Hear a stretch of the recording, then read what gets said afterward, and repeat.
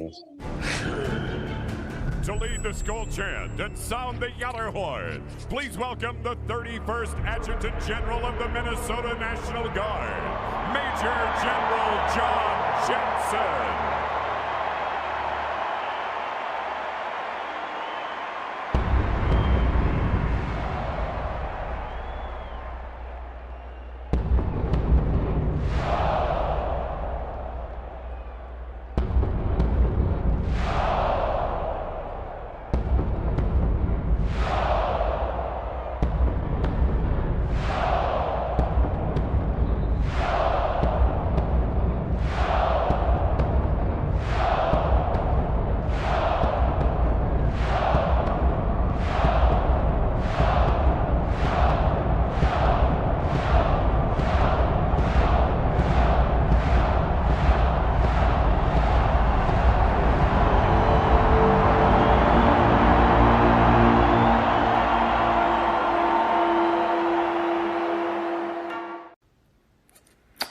Well, hello, this is John Randall, Minnesota Vikings legend, and it is my pleasure to say, Minnesota Vikings fans uncensored, are you ready? Keith, get your people up. Let's go. Skol, skol, skol, baby. Let's go.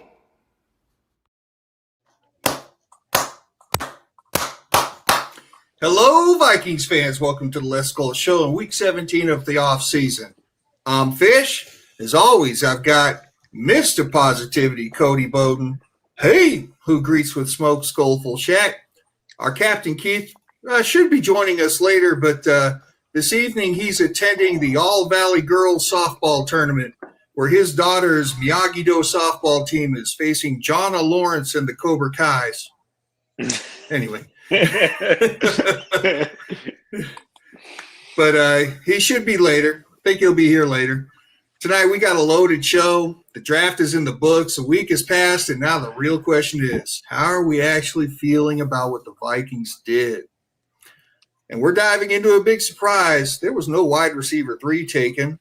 And are the Vikings comfortable with what they've got, or is something else a brewing? And it's officially Dallas Turner season, baby. The Vikings moved on from Greenard, picked up 2 third-rounders. Was that the right call? We'll break down each draft pick, what we loved, what we questioned, and what it all means going forward. Plus, Tommy Kiger is going to be joining us and jumping in for 5 minutes for bringing his 5 takes. So you already know that's going to be interesting. And to close it out, we're going to go around the Gallahorn with our hot takes and lock in our purple prophecy predictions. But before we jump into all that, let's break this ice. Fellas, what's your biggest draft bust and biggest draft steal from the Vikings in your lifetime? I got the greatest draft steal, I think, in Vikings history. And it's not – it is a steal because how the circumstances led to it. It's definitely one of the greatest slides ever in draft history, and we're talking the Warren Sapp draft slide when he started dropping. Then you start talking the Aaron Rodgers draft slide, and look at those guys, Hall of Fame players, no doubt about it. But there's a Hall of Fame player that dropped all the way down in the 20s of that 1998 draft, and he ended up being arguably the greatest wide receiver of all time. And of course, we're talking Randy Moss, right? So for me, that's a steal. I think it's a steal looking back at it from every single NFL team that drafted 21 all the way down to 1. They just missed out on a legend, on a Hall of Fame talent. And my biggest draft bust of all time, I wanted to say someone to match in line with the last week's draft, and I don't think it's going to be Caleb Banks is going to be like this guy. I think he's going to be a Hall of Fame player. He's freakishly talented. He's got all the tools, all their attributes, but also a defensive lineman we drafted back in the day had those same talents. He was also labeled as a boom or bust player. He was coming out of college with some injuries. He was also picked at number 18, and that guy is Erasmus James. So I'm looking at, and he's a freak. And when he's on the field, dude was awesome, lights out, but he couldn't stay on the field. So that's the biggest thing I have or worries me with the Caleb Banks thing as we go on the show is he an Erasmus James or is he going to be a Warren Sapp? So I'm hoping he's a Warren Sapp. I'm going to root for him like he's a Warren Sapp, just like we all thought J.J. McCarthy was the next coming for the Minnesota Vikings. Kind of didn't pan out that way, but I hope our draft fortunes turn around with this Caleb Banks trade. That's two very choice picks right there, Cody. As a matter of fact, dare I say, that Randy Moss might be some low-hanging fruit. Yeah. It's too easy. That's too easy. Who you got, Shaq? I'm muted, my bad. For me, I'll say my draft still is Stephon Diggs. We got him in the 5th round. I believe that was the, we wasn't really looking for receivers, but at the time, I think we still had Charles Johnson, and then we so happened to luck up with Stephon Diggs in the 5th round. And he really didn't make that much of an impact his rookie year, but it was good enough to where you like, oh, that's not so bad for a 5th round pick. And, the rest is history. We really didn't have solid quarterback play early in his career until we got to Kirk Cousins and, Kirk Cousins. I'll say Kirk Cousins and Sam Bradford. Sam Bradford was the one that showed Stephon Diggs as an elite receiver, and then Kirk Cousins helped push that narrative further. My draft bust, I'm going to have to go with, this one hurts me because he was one of my favorite receivers scouting, and I was jumping off the walls when we drafted him. Laquan Treadwell from Ole Miss. You better put some respect on that man's name, Jack. 11-year-old vet right there. I'm that just dude saying, has made a career out of the NFL. Like, if he would have panned out, we would have had Laquan Treadwell, Stephon Diggs, and Adam Thielen. Like, that would have been the new deep 3 deep. But, I guess that foot injury, like, funny enough, we drafted somebody with an injury who had a foot injury. And I don't think he ever healed properly. And, like, I guess he wasn't really, I don't know if it was the practicing too much or, like, he couldn't catch up with the rest of the league. And I guess that injury took him back to the point where he couldn't really get separation.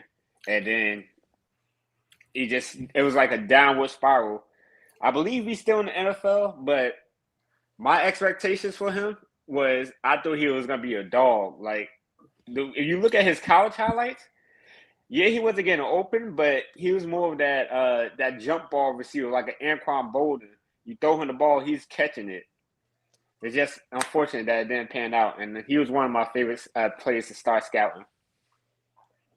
That's crazy, too, because I was a big Laquan Treadwell fan, too. I was hearing Baby Megatron. We're getting our Megatron? Mm-hmm. Oh. I will say, he did have that nice catch against the Green Bay Packers on the sideline. Yeah. So. You mean that third down conversion where I said, stop playing with my emotions, dude? Highlight. You guys definitely look at us going with booms and busts in the wide receiver core. Wow. Before I give mine, let me throw some Skols out. Timmy, thank you, buddy. George, appreciate you. Davey, yes. Our resident Lions fan, Ish. And Ron. Whatever. Anyway, but Skol, everybody. So my biggest draft steal also comes from the 1998 draft, where in the 6th round, we selected an offensive lineman from Harvard University. And all he turned out to be was Matt Burke. Started 8 years for us, first 2 years as a backup, and then started 8 years for us, 6 times to the Pro Bowl, 1 time second team All-Pro. And, buddy, for the last several years, wouldn't we wish we had something like that anchoring our offensive line? Hell yeah. 6th round and just all we could ever hope for in a center. That's the perfect spot, according to Ump, to get offensive lineman. Yeah. The 4th, 5th, 6th, 7th round. Yep. Yeah. I mean, you think about it, Jason Kelsey for the Eagles, he was a 5th or 6th rounder too. Mm-hmm. All he became was like the best center in the league, other than maybe Ragnow at the time. I think Matt Burke was the last Walter Payton Man of the Year award winner for us also. Yeah. So huge contributions off the field. Mhm. There's Hunk. What up, Hunk? Now, as for my draft bust, this is a little before y'all's time, actually. But with the 14th pick in the 1987 draft, the Minnesota Vikings select running back from Penn State, DJ Dozier.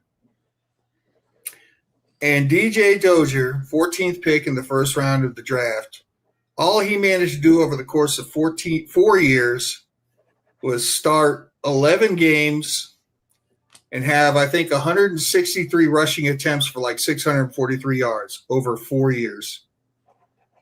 And that just sparks bust.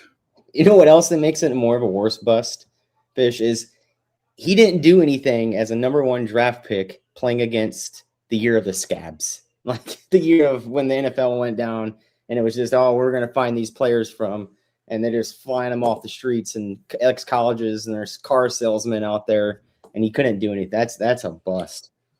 Yeah. You want to know what else, Cody? The very next year we drafted Randall McDaniel, and he couldn't get on the field and run behind that guy. Yeah. And you know what else, Cody? That's not the only Dozier that we drafted that sucked, right? Yeah. We will not disrespect Dakota while I'm on this live.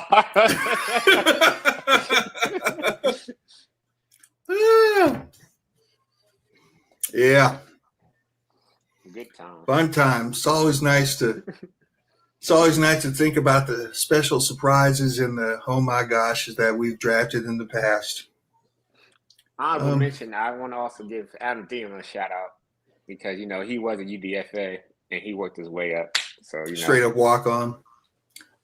Straight up walk on.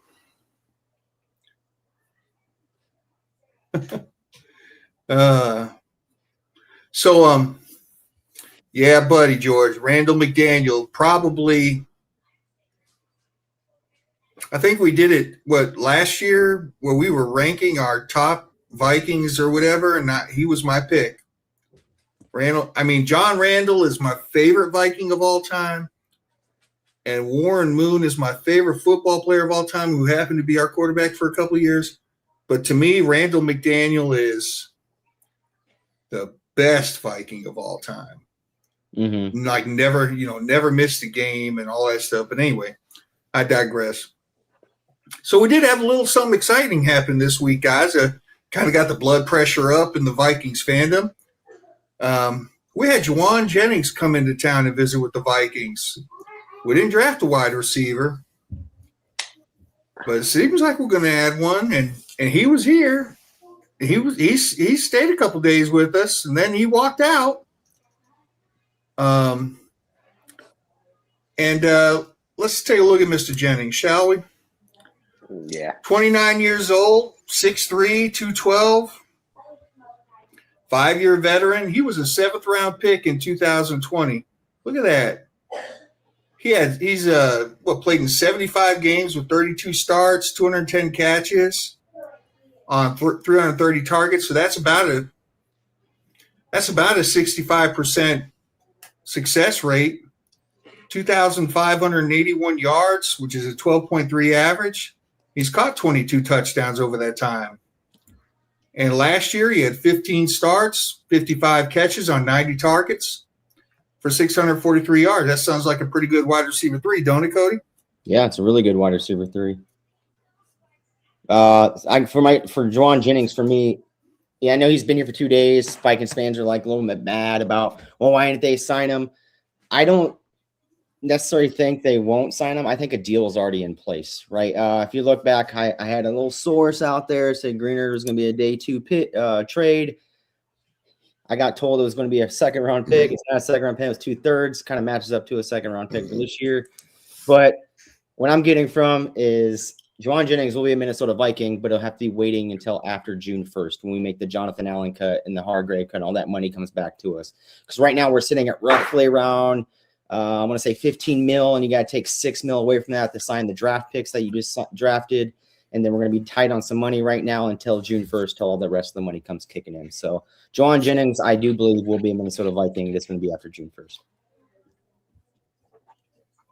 Hey, Shaq, Ian Rappaport said if he's visiting, My guess, he's at an okay place with the deal, and if it all checks out, he wouldn't be surprised if we sign him. So are you signing on? Are you signing off on Cody's take about after June 1st? Yeah, it's possible. I'm guessing that it would affect next year's cap instead of this year's cap. Mm-hmm. Okay, yeah. I mean, I'll be on board with it. I'm not really pressed to get a wide receiver 3, but if we so happen to sign him, I wouldn't be opposed to it. I just feel like we have more pressing needs than a wide receiver 3. And you got to also look at a. So, Shaq, how much of a priority do you put on that wide receiver? Does Jennings land? You said you'd be okay with them. Is there somebody else you'd prefer, like Hopkins, Diggs, Hill, Debo, Keenan, Renfro, Brandon Cooks? Anybody else you prefer? Well, it's more so they all like I'm grouping them as a bunch. Like, yeah, they all have their own, unique attributes. But for me, I feel like a wide receiver 3, we could get a UDFA. Like, we could use one of our UDFAs to be wide receiver 3, or we could give Ty Felton that chance again. Because it's not like we need that wide receiver 3 to be an elite wide receiver 3. We just need him to step up like Naylor kind of did. Like, Naylor wasn't an elite receiver.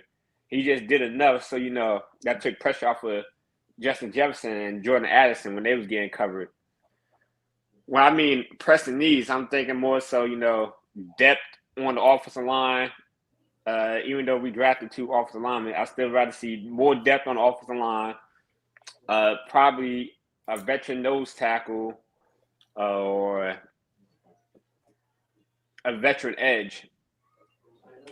But I'm not opposed to signing Jennings. I'm just saying my priorities is like wide receiver 3 is not that high on the list. So, Cody, with us having roughly 17 million cap space before, all that like you laid out, and they can still, after June 1st, create more money with Brian O'Neill, where would you see a fair deal for Jennings? It works for him and works for us coming out. And would you consider him an upgrade over Naylor? Yeah, 100% is upgrade for Naylor. I think he is a legit elite wide receiver 3. Jauan Jennings is. He does everything. If you look at him playing with the Niners, you see his stats rise up because at one point he was the only wide receiver on the field, because Kittle got injured, IU's deal, and then he was wide receiver 1. And look at that team last year. That's who Purdy was throwing 300-400 yards to. You know what I'm saying? Like, that's the guy. That's the guy you want in this room as wide receiver 3. I've seen Naylors. I've seen the KJ Osbornes. I've seen these guys step up wide receiver 3. I don't want that no more. I want there. I know that's going to take this offense to the next level. I've seen this offense with those guys, right? With Justin Jefferson, Addison. It's a first-round exit in the playoffs. I want something that's going to take us over that hump, get us through to the divisional, maybe into a conference championship game, like the days in 1998 when we had a no-crap, legit wide receiver 1 and Randy Moss, and that Chris Carter in his aging days as a wide receiver 2, who is a 1B to that 1A. And then you had Jake Reed out there, an elite wide receiver 3. So that's what I want back with this team. And now you bring in Kyler Murray, a guy that can be mobile around the field, has a really strong arm. It kind of is reminiscing if we do sign Jauan Jennings to that 1998 team, because now we even have an elite defense on top of that. So, yeah, I think it's a huge pressing need for me.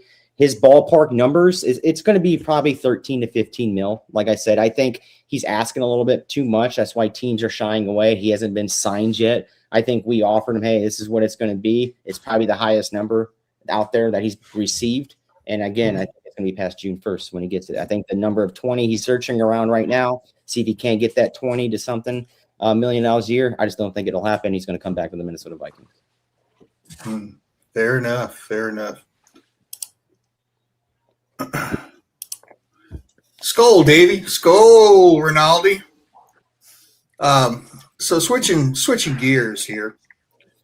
While we are looking to add that wide receiver, we did get rid of a big piece on our defense, and we traded Jonathan Greenard mid-draft to the Eagles for a third-round pick in this draft that just happened, and for a 2027 third-round pick.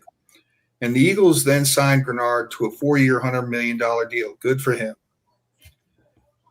Seeing the contract he got, do you think the Vikings should have just done that? Since we got Dallas Turner, no.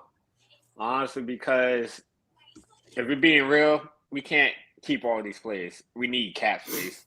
We need to start moving all these pieces around because, all of our elite good players, their contracts are going to start kicking in. We got Darius Hall to pay.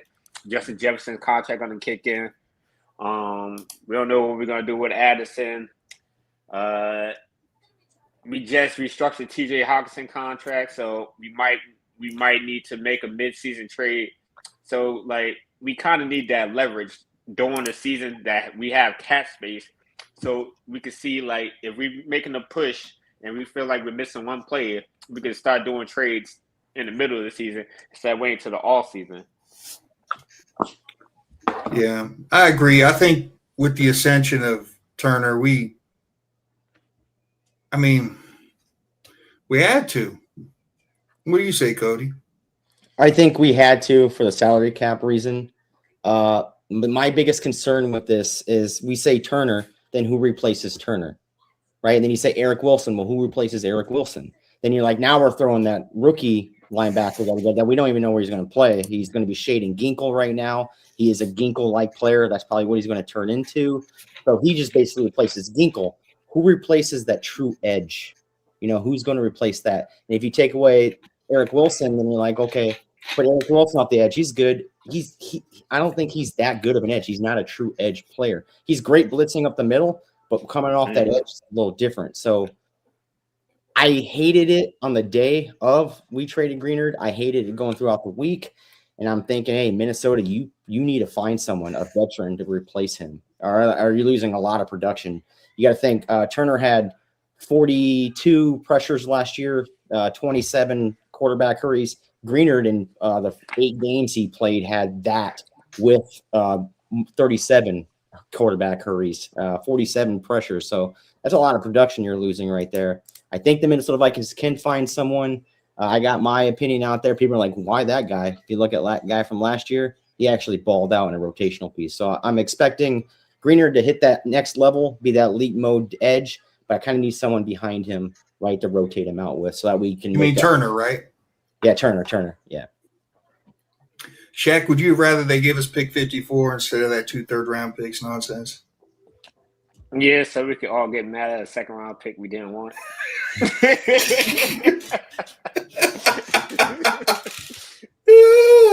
Love it. Let me just say this, and I hated that trade, and I still do, because I still think about Max Crosby. I know it fell through, but Max Crosby was going to net the Raiders 2 first-round picks. And I think there should have been at least 1 second-round pick plus for Jonathan Greenard. I think 2 third-round picks. I think we got fleeced. I think at the best it probably should have been. I think it probably should have been 2 second-round picks, in all honesty, for Jonathan Greenard. And the Eagles had 2 second-round picks in this draft. I said it during the draft. I was like, wait, they've got 2 draft picks. Why didn't we get one of them? Why did we get 2 thirds? Especially, wasn't that pick in the draft the last pick of the 3rd round or something that? Yeah. So, yeah, I was a little mad about that. Still am. I think that's, in my opinion, I think that's why Rob B, that trade right there, even though no one wanted to do it, but they had to do it. I think that what solidified the Vikings hiring a firm out there and hey, we're going to go search for a GM this time. We're not just going to give it to you, because I think Rob B probably would have had it in the bag if he didn't trade Greenard for 2 thirds. If he traded him for a second, I think the job's his. But because he only got 2 thirds out of it, it kind of feels like he got bullied by a more experienced GM in making that trade. I think. You think the Wolves are aware enough of that to be able to make that kind of decision in this time frame? Oh, I think they're aware whenever anything money-wise goes off the table and it goes somewhere else and you're not paying it anymore. So, like, I think he got bullied. That's just my bold take. I think Robbie got bullied by Howie Roseman, a more veteran-like GM out there. He basically bullied the kid that on his first year of playing in the playground, right? So, like, just feels that way. Well, I mean, it kind of reminiscent of when Kwesi's first draft, right? What did he do? Mm-hmm. Traded back and did not get their first rounder the next year, Yep. and they were ready to give it. Mm-hmm. Shaq, I've heard Cody's take about Dallas Turner. You feel like he's going to be an adequate replacement in this defense? Yeah, he started to show glimpses. Besides watching JJ McCarthy those last 5 games, Dallas Turner, he was going off towards the end of the season. Like, once we finally started getting him more reps, he was moving around the field, getting more pressures. I just feel like this is the perfect time because this is going into year 3. This is when you start to see how elite your edge rushers could be, because not all edge rushers come into the league like Myles Garrett. Dominating. Oh, I thought for sure you were going to say Jared Verse. I thought you were going to take that shot. Oh, no. I don't know who Jared Verse is. But I'm confident in Dallas Turner. He's been growing. All he had to do was work on his moves. He still got speed. Speed is the name to his game. I just want to see during the OTAs, mini camps, just work on counter moves and the hesitation. Michael Parsons and some of the other edge rushers been doing it. It's like if you watch a basketball game and they do the hesitation step, the false step to fake out a guard the defender, and just add some moves because he has the speed. He could beat most of these tackles just off the line. But once he gets to somebody who can match his speed, he got to find a counter. And I believe year 3 he will find that counter, and it's going to be a big year for him. I'm ready for him to start. I got a good question. I know as we're moving down the show, we're going to have like options for replacement-wise and all this stuff. But who on this team right now, right? If Turner's replacing Greenard, who's replacing Turner on this team right now? Who do you guys think? Well, see, unlike you, Cody, I watched Derek Wilson play on the outside last year and came away with he was a demon out there. He flashed, he showed, he played well on the outside and the inside. And granted, he's in his 30s. He's on the back 9. He's probably on about the 17th hole, and on the putting on the green. But I have all the faith in the world that if we went status quo right now, Turner would slide into that starting slot. Wilson would be splitting time with him and Van Ginkel and Galladay. There would be this mix where you would see Wilson and Galladay rotating in. Like Galladay would probably be an inside linebacker sharing time with Wilson and maybe Pace. And Wilson would be splitting to the outside with Turner and Van Ginkel. And I think it would be that's how the rotation – that's how I see it. I'm just some schlub sitting here on a podcast. But I could see that happening. However, there are guys like Joey Bosa, Leonard Floyd, Hassan Reddick. That's an interesting name. Von Miller, Dante Fowler, Kyle Van Noy, and Clowney out there. Shaq, there anybody there that makes you go, So we run a versatile defense. I'll say Von Miller because he might take a little cheaper contract because he is up there in age, and he wouldn't. I don't think he would want to start. I don't think he's gonna demand to start on the defense. Just give him some playing time and passing downs where the offense is gonna pass, put him in, and let him get his pressure in. But I feel like going back to what you was talking about earlier, I feel like Golladay would be a perfect Dallas Turner replacement because he did play edge a little bit before he transferred to Cincinnati. And where did he play at, Shaq? Who knows? Division two, Middle Wisconsin State, FCS, right? Yeah, FCS school. Middle Wisconsin State. He still has the experience. So we could mix it up because B-Flow, he's gonna put his defense and his role players in the best position to succeed. So mixing him and Eric Wilson up would be perfect because as long as they don't know who's coming.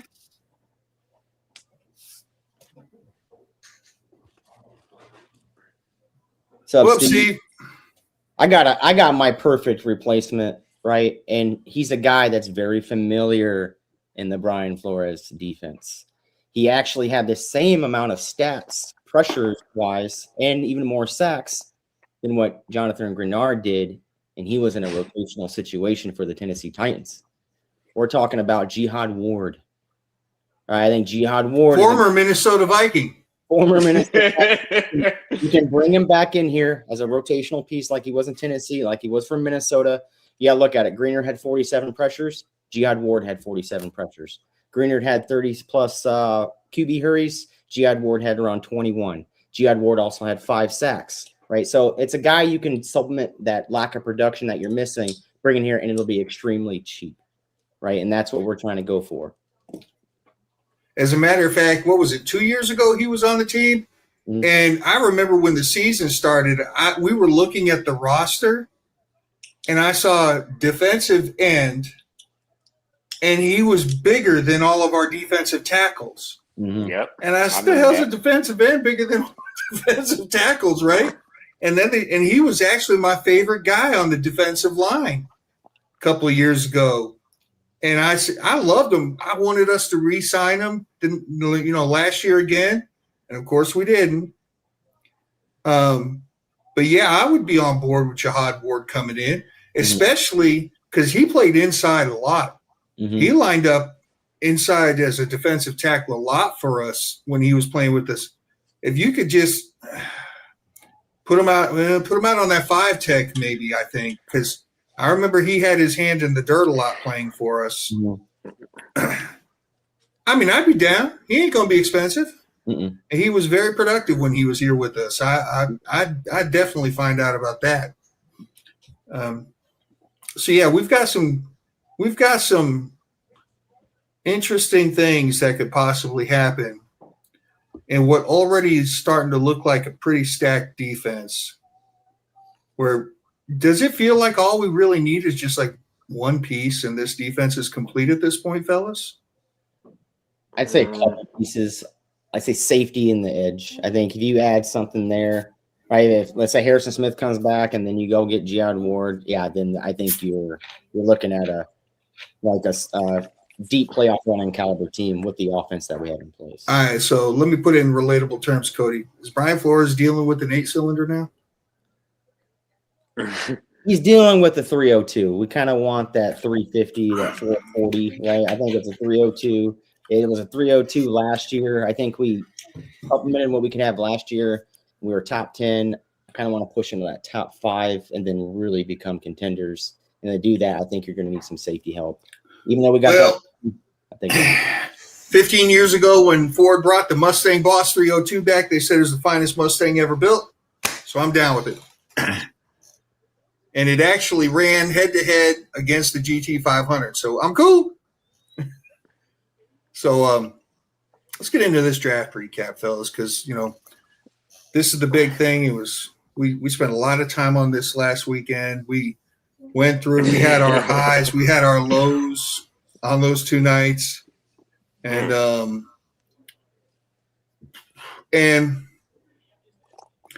as Cody enlightened me and maybe the rest of you about, what was it, last year, the Vikings have leaned heavily on drafting their top 30 visits, but this year was different. They went to a whole new level. 7 of 9 picks were top 30 visits. And, man,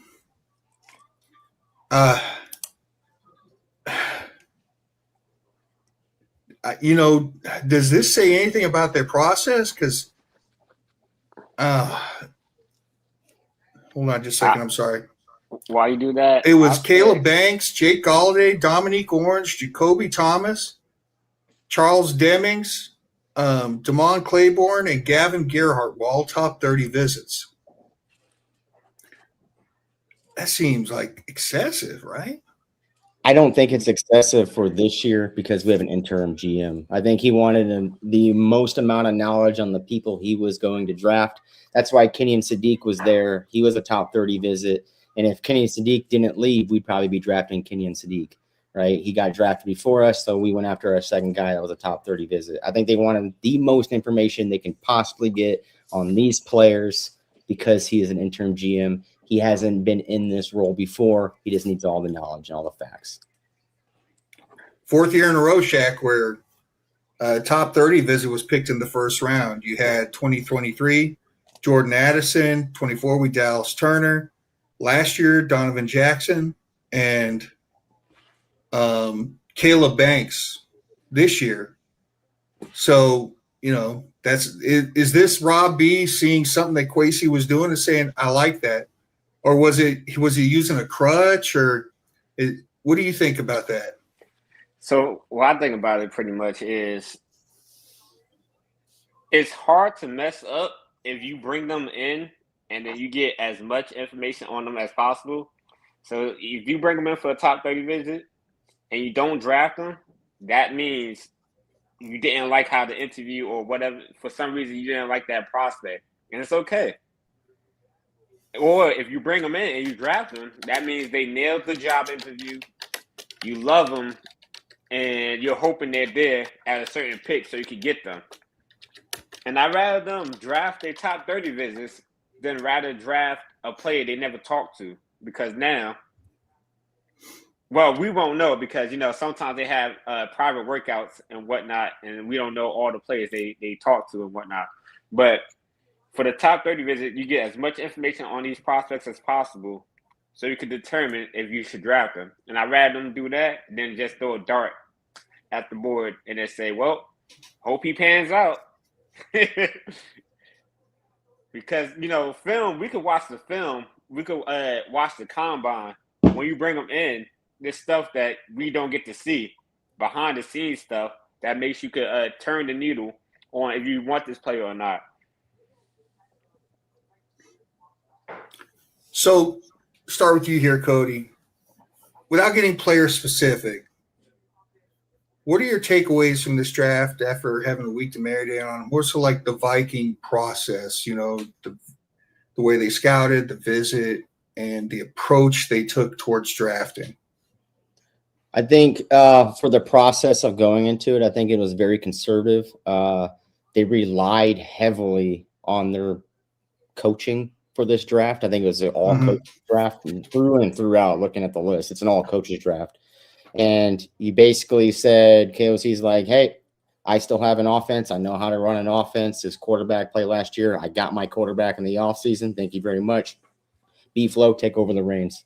B-Flow probably guarded that phone with a baseball bat or a gun. Said, no one's coming to do this.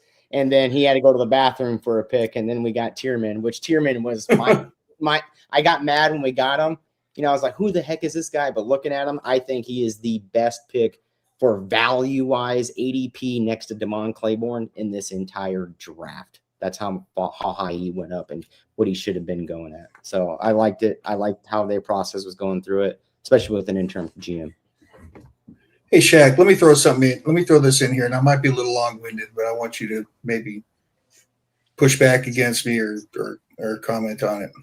Mm-hmm. During the process of this whole draft, I really learned something, and that is that my opinion don't matter, and I don't know shit.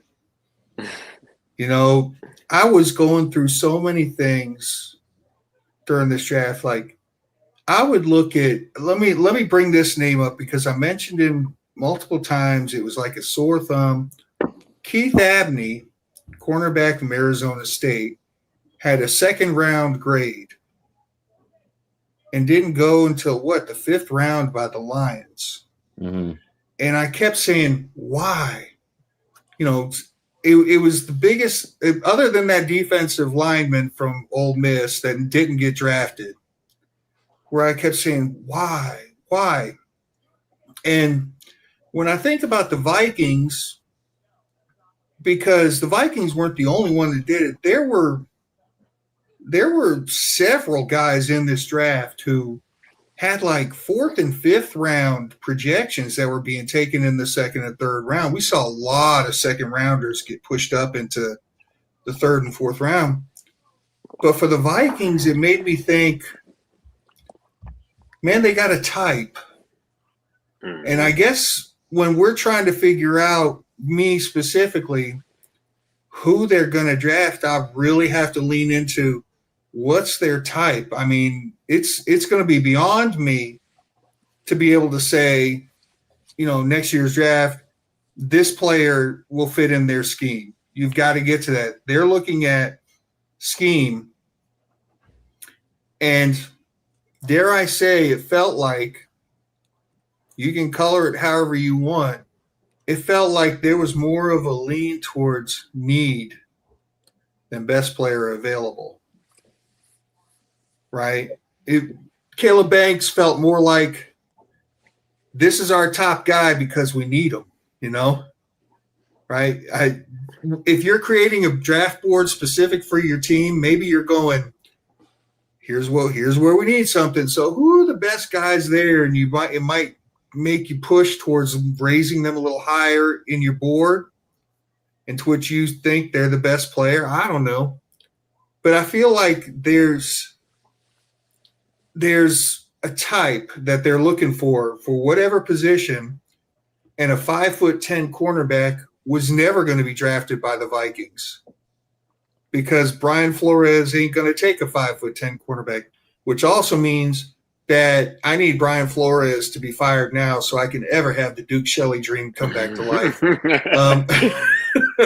So, he's got a type. He wants a guy taller, with length, So, and it makes predicting the draft harder, but it also means I'm going to take it less personal when Lee Hunter doesn't get selected by us and we take Caleb Banks. Lee Hunter was my guy. Just watching what I saw, I said, Lee Hunter's my guy. And yeah, man, I was a little upset we didn't get him because that's the guy I wanted. But I've come to realize that I've really got to shelve that and say, and trust the fact that they're going to draft the person that they want based on a very clear criteria that they've got for their players. And I will say this also. Rob B., I like how he answered his questions after the draft picks. It was the most direct, non-bullshit answers I've ever heard from somebody in his position in a long time, because usually it's that vague, oh, this was our guy all along, and whatever, they give you nothing, but we love this guy. And Rob B. said about Caleb Banks specifically, after he got past the facilities and the doctors, Cody, he said, this was how the draft board fell, and when it came time for our pick, he was the best player available, and we took him, and he made it easy. And I ain't heard a GM talk like that in a long damn time. It's like there's no questioning. You're not questioning his methods. He's telling you this was it. And at the end of the second day, he said, we didn't mean for this to be a defensive draft. It's just as how the board fell. So, Shaq, do you believe that? Do you believe they went according to the board, or how do you feel? So I do think it kind of plays into it is how the board fell, because I think they probably did an unbiased big board. And if there was an offensive player that they really liked, let's say Kenyon Sadiq was there, they would have took him over a defensive tackle like Caleb Banks, because going by a DPA, and they feel like Kenyon Sadiq was the best player available or the best player in the draft, they would have took him even over our pressing needs of having a defensive tackle. But I do feel like, that's why we did the top 30 visits the way we did, because it'll be less reaching yeah, maybe we see it as a reach, but they should have all the information on these players to the point where they feel confident in them contributing. If they don't contribute this year, at least contributing in their second year while they try to reorganize this roster. So, yes, we didn't get the players that we wanted because, not everybody has the same big board. We might have a certain player higher than another team, or, I might have a player higher than Cody has that player. And if we was on the draft, he might take a certain player at this spot versus me. And we won't know who's right or wrong on that prospect until, I'll say, 2028. It's rare. People forget. It's really rare that a rookie goes off and help their team win 4 or 5 games. Unless you're Jared Verse. and it still takes a lot. So I'm hoping, I'm banking, no pun intended, that B-Flow and KOC, not just our roster, but they also develop as coaches going into a new year. So, guys, y'all ready to get into this thing? Yes, sir. With the first round pick at 18, the Minnesota Vikings selected Caleb Banks. Take it away, Shaq. So, Caleb Banks, we had talked about him before. We ain't go deep into Caleb Banks as a prospect because I only talked about him for the Senior Bowl. And if you haven't watched the Senior Bowl practice, go watch Caleb Banks' Senior Bowl practices. That was the last time he looked healthy and he was able to do stuff against his peers. So with Caleb Banks, he is 23 years old. He's not that young, going back to the crazy drafts, we drafted a lot of young prospects like J.J. McCarthy, who's 21, and then Dallas Turner, who was 21. There was younger prospects in that draft class. But I feel like now we went more towards seniors and older prospects that seems to be more developed because they did a little more time in college versus coming out as soon as they can to the NFL. So he is 6'6", 330. He was projected to go second round, but he was a top 10. Some coordinates consider him a top 10 talent in this draft. He could play all on the defensive line. Florida used him mostly as the 4-eye or on the end of their defensive line. He's the reason he fell was because he did have 2 surgeries on his broken ankle. Not broken ankle, his foot, dealing with his 4th metatarsal. And after listening to the doctor on the California show, he pretty much gave a breakdown to say we don't have to worry as much as, with this foot injury. There is a chance that he never has to deal with it again. As long as, the surgery goes right, and it's like only a 6 to 10% chance that he re-injures it. But it's never going to be like a permanent injury. Yeah, it was interesting to hear that doctor say they were 2 separate areas of the foot. Yeah. And he said that the first one, I forget what he called it, was like the Jones or something. Yeah, Jones fracture. That one was the one more likely, but even the risks of that wasn't high. And he said that the second injury was further out on the foot. And that one should be nothing to worry about, quote unquote. And he should be ready by June. And if you notice, June is when we're going to start most of our training camp. So he should be able to get into the building. They're going to probably test out his foot, and he shouldn't miss much time. How long does it take, do you think, to get into football shape after June? Football shape, I say. Because these guys, they work year round. It's like they're always in that kind of football shape. There may be a little bit of rust. Like, how long? I say for him, I say it probably take him to the July is when he's gonna be back into late July is when he's gonna be back into his football shape. Yeah, 'cause he's a freak. So because he's a big boy, Mhm. so it's not like he's one of these skinny guys. He's a big boy. I will be surprised. I think he'll be on a pitch count, Cody, in the Yeah. first 4 weeks of the season. I think he will probably get the starts based on his ability, but we will see a lot of TID and LDR and all the other three-letter guys that we can throw in there to back him up just to get him in. I feel like a month of playing games on a pitch count will get him into football shape. Mhm. I don't expect to see him at full power, if healthy, until probably the last week of September or the first week of October. Mhm. And I think that's why we drafted Dominique Orange also. That played a heavy effect into it. Like, okay, we got to get this guy spun up a little more. Dominique Orange, you're a big boy. You played that 0 to 3 tech. We'll stick you in there. And then when Caleb Banks come there, we'll start moving around. And to answer your question, Jay, yeah, the foot doctor wasn't Caleb Banks' foot doctor, but he pretty much broke it down. He didn't see the X-rays, but it's only so much differences on how the injury can look and the healing time. They already got the data for how it affects players his size. So he pretty much gave his A-OK. And I believe our doctors are going to have drafted Caleb Banks because he was a top 30 visit. I'm pretty sure they did all the looked at his ankle and foot to make sure it's okay before they drafted him. I think that's Keith commenting in the chat right now about the games played. Yeah, I mean, we drafted him because of his measurables. He's a freak athlete. People label him boomer bust, just like when I brought it up for the bust, right?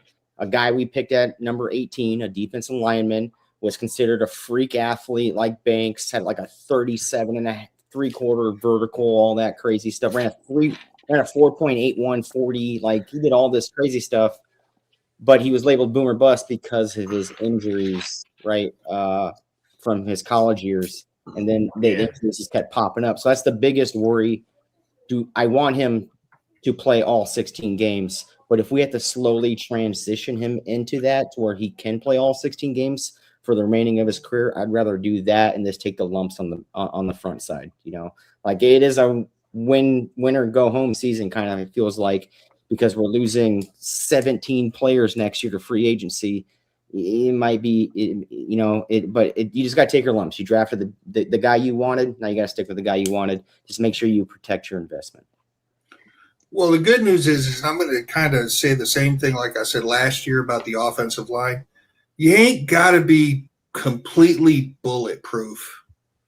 If Dominique Orange turns out to be a really good zero tech first year and just can hold that point of attack, and we've got Jalen Redmond on one side, I mean, having Caleb Banks, if he meets up to the potential, will be bulletproof in our front three, but we'll still be just fine. Mm-hmm. If he takes a little while to get to where he's the dominant starter on his side. I think he'd be ready by the end of September. That'd be a perfect time for him to be that defensive tackle we thought we was getting. Just need him to be all go for that playoff push, right, fellas? Mm-hmm. As long as you don't act like the fans that want to see the downfall of J.J. McCarthy in the day. Yeah. Like, you should not want that from your first-round pick. It's just ridiculous. Get better, Vikings fans, is all I'm trying to say. Yeah. So then, in the second round, and I'm not going to lie, when this one happened, I think we were all down on this one. And me personally, I'm going to speak to this. I was down on this pick, couldn't understand it, didn't know why we did it until the Greenard trade. Then I said, oh, now I understand why we did it. Because in the second round, we took Jake Goulday, linebacker from Cincinnati, 23 years old, 6'4", 239. He was projected to go in the second. He's a off-ball linebacker, and interestingly, this is Shaq, if you can touch on this one for me and help me out with this one. He's a slot specialist. Over the last 24 games, he had 163 tackles, 5 sacks, 13 tackles for loss for 3 forced fumbles. And last year alone, he had 105 of those tackles with 3.5 of those sacks, 16 tackles for loss, and a forced fumble. He was first team All Big 12 in 2025. And if you want to lend anything to his PFF ranks, overall, he was the 52nd best linebacker out of 809. In coverage, he was 70th. And against the run, he was number 17 out of 809. Ain't nobody running on us. Mm-hmm. Take it away, Shaq. So pretty much, like I was alluding to earlier, Cody had asked who's going to replace Dallas Turner if Dallas Turner is taking the Greenard role. I feel like Goldie would be a perfect Turner replacement because when we had Greenard and Van Ginkel healthy, Turner wasn't getting that much snaps. He would get like spot duty. So if we could give Goldie some spot duty to be, basically learn our defense and then keep it simple for him. I'm hoping D-Flow use him more to attack forward and don't cover as much because I feel like he's more better going forward and attacking than covering. Not saying he's a bad coverage linebacker because he has good coverage skills, but I feel like he's better at seeing something in front of him and attacking. And that will help him adjust to our defense easier than throwing a whole bunch of stuff at him trying to see if he could do all these things. So since we did get rid of Greenard, we're going to need another pass rusher to get pressures on these NFC North. I'll say the NFC North because, a lot of teams in our division, yeah, they run the ball, but they also have quarterbacks that we have to deal with who can get the ball out quick. So that's where Goldave could come in. If he's not going forward blitzing, he could at least cover intermediate to short, which I guess would be considered the slot specialist. So is he going to match up well against the tight end running down the seam? Depends on the tight end. Regular NFL tight end? Yeah, I'll put him on it. I'll put him on a regular NFL tight end.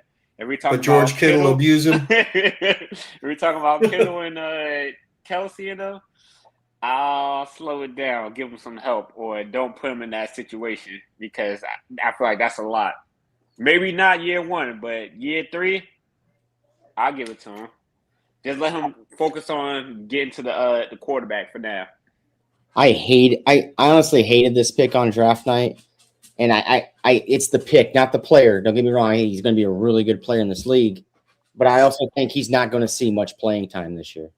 I mean, I think we're all hyping him up. He thinks he's going to see a lot of playing time. I think he probably gets maybe 15% of snaps this year. I think he's just there to shadow Ginkel until Ginkel leaves and he rolls into that Ginkel role. But you'll see him get some playing time, but it's going to be as much as we think. I thought we should probably go safety here. But we're going to find out later. We did go safety. I like the player. I think he's going to be a really good player. I just don't think he's going to see much playing time this year. That's why I was kind of mad about it, even with the Greenard trade. Not only that, Cody, there was other linebackers that we considered better, like Anthony Hill Jr. and C.J. Allen. But I guess since he does have that edge ability, those two, that's why the Vikings chose him over C.J. Allen and Anthony Hill Jr.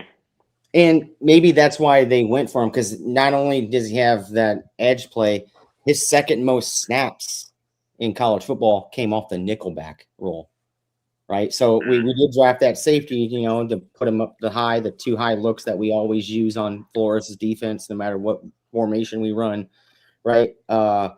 And maybe we got him. He's going to maybe see playing time there in the nickelback role, right? And then you don't have to bring down Metellus all the time. He can play up top, even though he's garbage up top. And you don't have to be forced to put in Theo Jackson, as the legit starter up in that second safety role.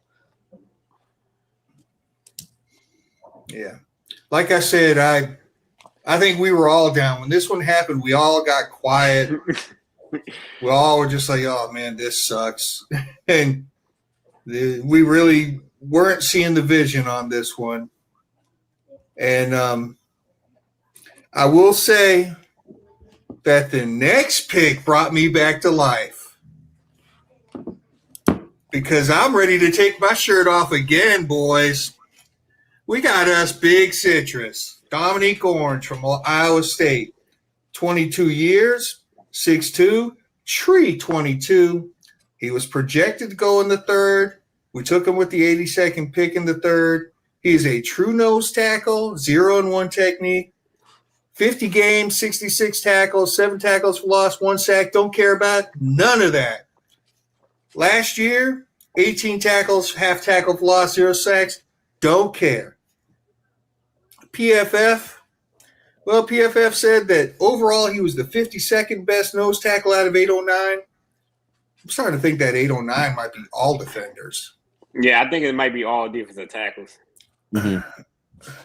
And against the run, once again, 17th in the nation. Pass rush, I don't care. And when we made this pick, I said, don't nobody better think they're going to run against us this year. Because between him and what Gold Day, I'm gonna work on that Austin Powers thing. And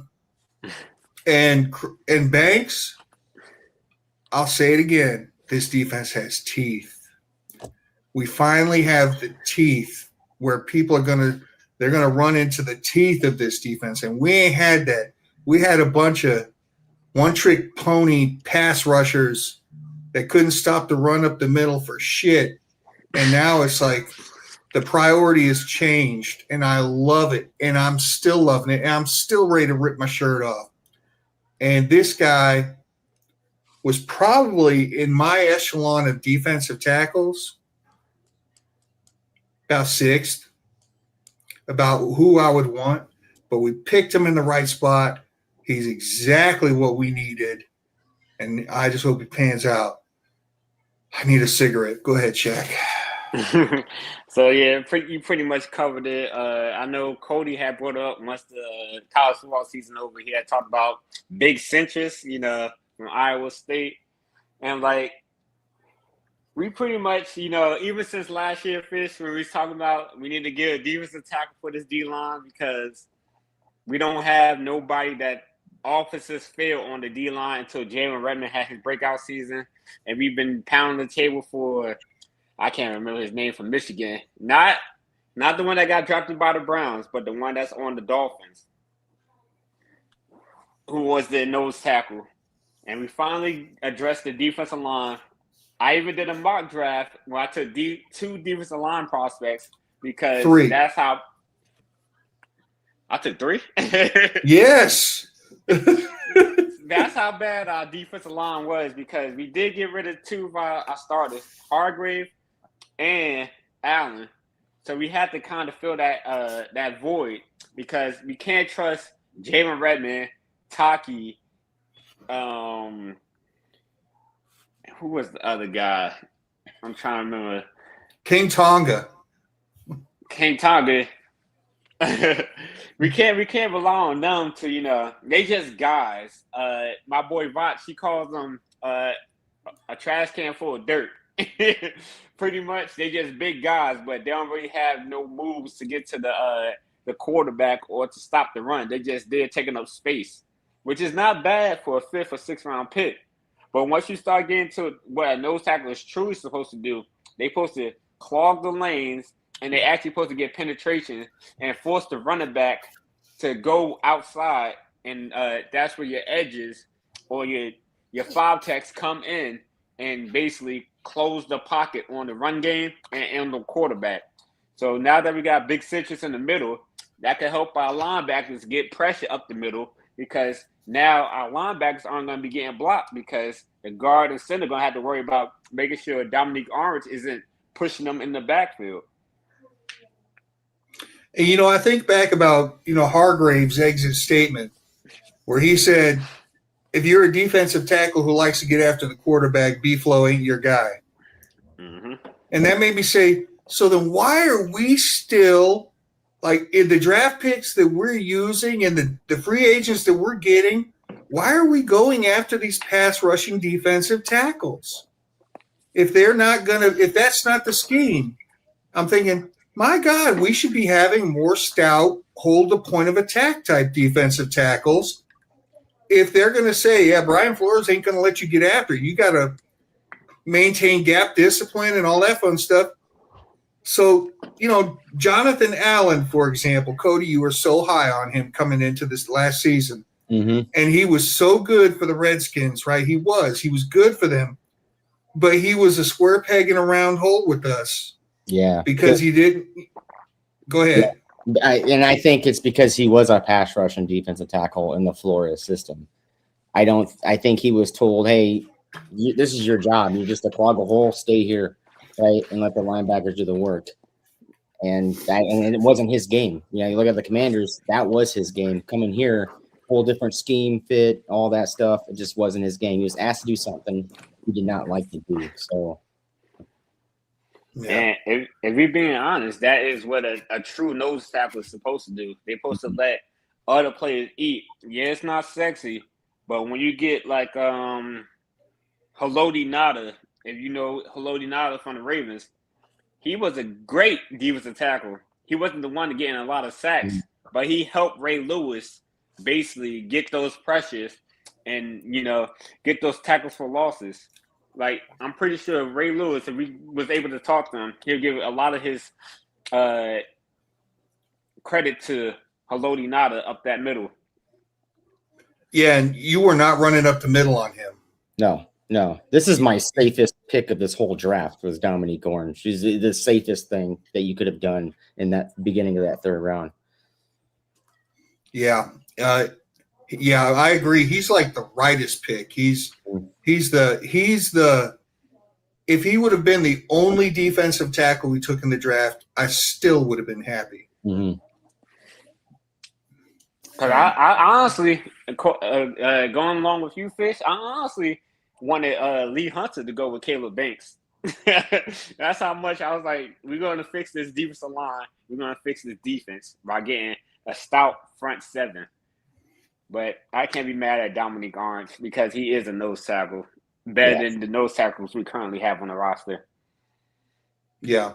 This is what I think, personally, opinion-wise, I think he's going to be what we were hoping Taki could become. Mm-hmm. Yeah.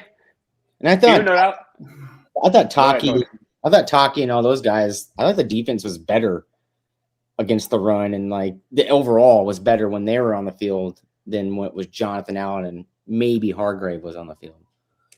Yeah. I mean, it's gonna be nice to be able to say, see that fat guy right there? Ain't nobody running between the guards on us. Nobody. It's gonna feel great to be able to say that and just say, okay, I guess y'all are running outside zone today. And I don't think he reached his full potential. He could actually develop a pass rush and become like a Dalvin Tomlinson or a Sexy Dexy, because they wasn't pass rushes their rookie season or their first 2 years. They developed a pass rush and then became one of the best defensive tackles in the league. So as nice as that is, I really want this man to be more of a Linval Joseph. Sorry, Shaq. Hey, that still works. Hey, Linval got let them 3s and 5s develop them pass rushes and get after the quarterback. I just want an immovable, immutable object in the middle of the field saying, nope, you ain't coming this way. Mm-hmm. So now we move in further up into the third round. And this draft pick, I was kind of lukewarm on him. And, I mean, it just didn't feel right. Like, I was like, wait a minute, I feel like, with that free agent we signed, do we really need this guy? But as I've kind of – I'm warmer. Mm-hmm. For one, 6'8", 323. He's still young, 22. He was projected second or third round, and we got him midway late through the third round. Mm-hmm. He's got left tackle experience. Now, here's the thing, right? Okay, let me jump right into this. everybody's talking about he's so tall, but he has shorter arms, right? He's got like a 6'5" wingspan, right? Yeah, tiny. Yeah. So just real quick, guys, let me lead off with you on this, Cody. If he wasn't 6'8" and he was 6'5" and could still play the way he is, would we be talking about his arm length? No, we wouldn't be talking about his arm length. And the reason why he was not further dropped in this draft class is because he could be a elite guard in this league, right? And this is my favorite pick of the whole draft. I thought was the best value you can get from a lineman. Everyone's saying, oh, he's going to be our swing tackle. I don't think so. I think he's going to be the guy backing up Will Freeze in case he gets injured. I think he's going to be a guard for the Minnesota Vikings who has the option to play swing tackle in case the Vanderbilt guy we signed in the offseason isn't healthy to play that swing tackle role. So I think he's going to play the guard for us, the Minnesota Vikings, and he'll be the second team guard on our team. What say you, Shaq? At this point, I was a little disappointed because Connor Lew was still on the board when we took this guy. So I was confused. So I'm hoping this guy could play all 5 positions on the offensive line. And we basically use him like how we used Blake Brandel before we had Blake Brandel starting at center. So, since he is young and we don't need him to start immediately, let him learn each position because there's going to be injuries on the offensive line. Let him learn each position and then plug him in and then, basically use him that way. I don't mind the short arms. It's just I know when I was watching other YouTubers talk about what he brings to the table, they basically said he needs to attack more with his arms instead of letting defenders get into his chest. If he uses arm length early to match his feet, he can be an elite guard or even a good tackle in this league. And since he don't have to start for us, I'm okay with the pick. We just gotta let him develop on the bench and make sure he's developing and not staying stagnant because I don't want him to become just another offensive line prospect we took in the middle rounds. And it comes down to year 4 and we gotta draft another tackle prospect because he's not ready. I just don't think he's going to be a tackle at all. But you know what, guys? For all this talk about he's ranked the 23rd best pass blocker in college. And he's in the Big Ten. Mm-hmm. Mm-hmm. I mean, he had to play Ohio State. I'm not as big on the downside with him. And I think 6'8", 323. I hate to put too much pressure on this man, but I remember watching Jonathan Ogden play. Mm-hmm. And I was like, that is a big freaking dude. And I was like, man, if he could just get that motor going. Prospect, 3rd round offensive lineman. I don't expect him. Skol, Robbie. I don't expect him to be like out there starting right away. But I do expect him to be starting in year 2 or 3. Yes. That's fine. And as a matter of fact, at the end of this season, are we pretty much on the ability to get out from under Will Fries if we want to? Or is it next year? It might be next year. Okay, good. That's time for him to develop. And I'm sure he'll get some playing time. Mm-hmm. But yeah, this is going to be that solid piece down the road. Mm-hmm. This is my favorite pick. Awesome pick. I like it. I'm a lot higher on it than I was draft day, where I was like, did we really need that? That's what I thought. I was pretty mad when I didn't know who this guy was, so I looked him over. Yeah. I was like, who the hell is this guy? I was mad because I was like, the centers are getting drafted. We seen Logan Jones go. We seen Jake Slaughter go. I'm like, all right, we need a center. Tackle. I'm like, oh, okay. They playing games out here. Yeah. This is the point where I'm going, why the hell are we taking this guy with Abney on the board? And this is where my mind started to work. Well, I guess my opinion don't mean shit. Yeah, and it's funny because teams are going like 6'7". I was like, the hell? Yeah, he's a tackle, 6'7". But then I'm like looking at other teams, like teams are opting in for the bigger, taller tackles now. And yeah, I was looking at like, well, we got a 5'10" quarterback right now, Kyler Murray. I don't know if he throws over the head of this guy, but Yeah. people are saying in the chat. But that's what teams are going for, and we're following the trend. That's what we should do as a team, following that trend and then making your own with that trend going forward. and it's high upside. It's not like if he don't pan out, it's not like it's going to be detriment to the team. Yeah. Yeah. So I would say, wholeheartedly that the Caleb Banks pick was the most controversial pick with the foot injury, everybody questioning, his health and all that. And then I would say the second most controversial pick was safety Jacoby Thomas out of Miami. 23 years old, 6'1", 211. He was projected to go in the 5th, and we took him with that 98th pick that we got from the Eagles. He's a strong or a nickel safety, 53 games, 206 tackles, 11 for loss, 4.5 sacks, 9 interceptions, 16 pass defended. And last year he got 76 of those tackles with 4 tackles for loss, 3.5 sacks, 5 INTs, 5 interceptions, 6 pass defenses. PFF had him graded 26th overall in coverage. Not good against the run. Not good at all against the run. But really good against the pass with 15. So, Shaq, much was made about how he started at Middle Tennessee. Well, he started playing in Middle Tennessee, then he went to Tennessee. He was not the prominent starter at Tennessee. Then he came to Miami on a loaded defense and is the starter and balled out. So did he ball out because they unlocked his talent and he was able to play to his potential?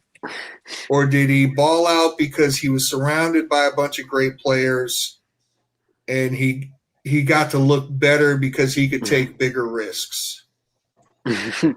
So pretty much another Lewis scene. I didn't want to say it.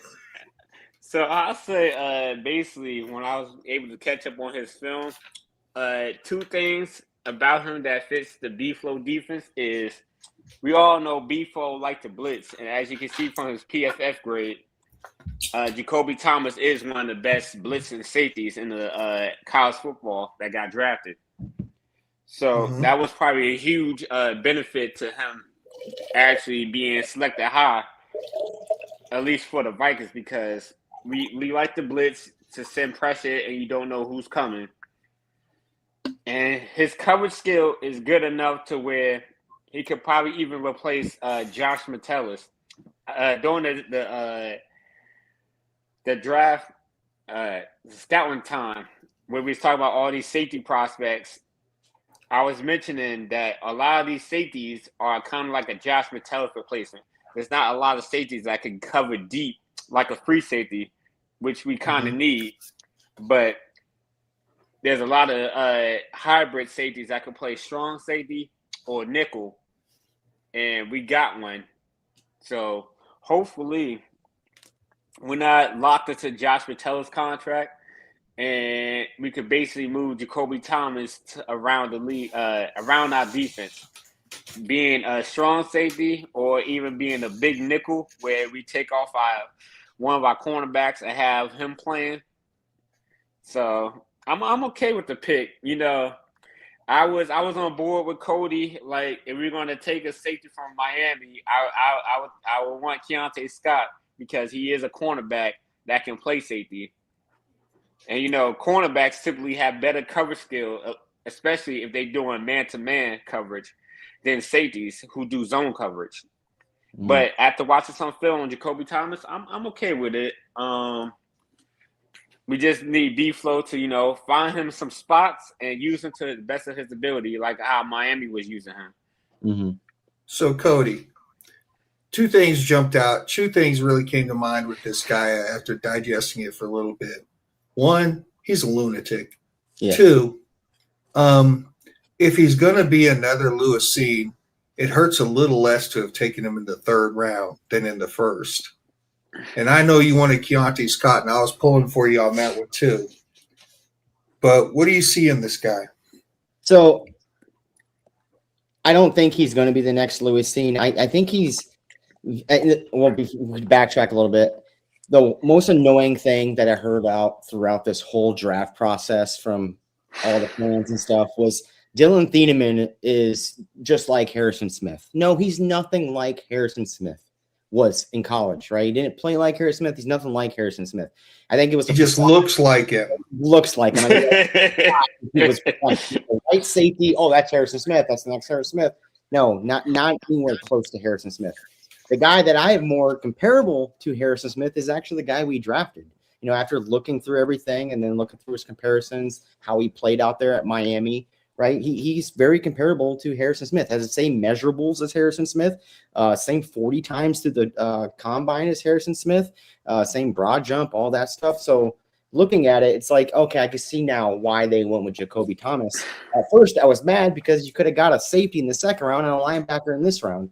But looking at it, it's their draft board. They want another Harrison Smith kind of like player out there, guy that plays that strong safety as he enters the league, then eventually moves to full safety as the years go along and he becomes better player at safety. And I can see why they went with it. So I'm not mad at it anymore. I think this is a solid pick. The missed tackle rate, kind of tough, especially being on that really good defense. But I like this pick right here. Yeah, and what I would have done is I would have went E&W in the second round, Jay. I totally would have went that way and then got a linebacker in this round. But we didn't do that. This is the guy. Look into him some more. You'll see that he plays kind of like Harrison Smith. You know, you bringing up the fact that he's more akin to Harrison Smith. There's a reason why we call Harrison Smith Hitman. Mm-hmm. And, you know, when he came into the league, he was leveling people to the point where a few years ago when the rules got changed, he was getting ejected from games. Yep. He had to adjust his play because I remember saying, you know, just a few years ago, if that was Hitman, he'd have been thrown out of the game when I saw, you know, another safety put a good hit on somebody.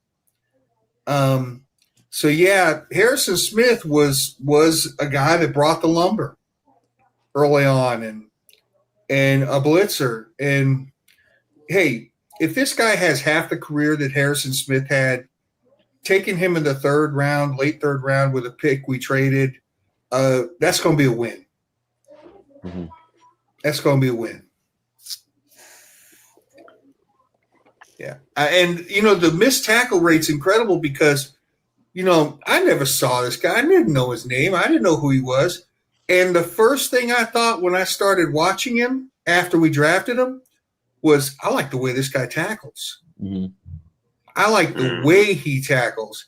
When we drafted Chaz Surratt, I watched him and I was like, this guy, he tackles like he's in Pee Wee football. Wraps up high, drops his hips, and tries to drag the guy to the ground. I was like, we got this guy? We were kind of like a quarterback. we were kind of watching the highlights right on that. And, like, it's the same thing with Caleb Banks, right? The boomer bust guy. His tackling's not good either, but that's coachable. You can coach that, and that's completely fine. You can't coach taking up double teams as well as fast. You can't coach the first step. You can't coach the ball skills, the off-the-ball skills, blitzing. You can't coach that. But everything else, like tackling the fundamentals, you can completely coach. Mm-hmm. He looks like a textbook tackler. Mm-hmm. Yep. So I think there could be something there. Maybe not right away, but there could be something there. I'm trying. And he will get playing time. Did we miss a lot of tackles last year, or was our defense mostly the first player there getting the tackle? 2 years ago, we missed a lot of tackles. Remember me bitching about Cam Bynum, Olay? Yeah. So I was like, he needs to go. Because that's an underrated feature of a defense. Yeah, you know you want to get the tackles for loss, and you want to get sacks. But another thing you want your defense to do is make sure the first player that gets there doesn't allow yards, yak. So now the next draft pick, for all you J.J. McCarthy haters out here, just solidified the fact that I'm sorry, J.J. McCarthy is this franchise quarterback for the future. Because, buddy, we went and got his best friend, and he was even at this dude's draft party, and we got Max Bredesen. And I was scratching my head on this one at first, too. And then, oh, yeah, it didn't take me long. 6'2", 252-pound fullback. C.J. Ham was like 230. He was projected to go late, 5th, 7th, and we got him in the 5th. And, man, this dude, I'm not saying he's going to catch the ball like Jimmy Kleinsaucer, but in 54 games, he had 12 catches, 132 yards. And last year, Lowman Trophy Award, which means he was the top fullback in college. And pardon me while I tell you that PFF had him ranked as the 1st overall run blocker and the 5th overall pass blocker. Mm-hmm.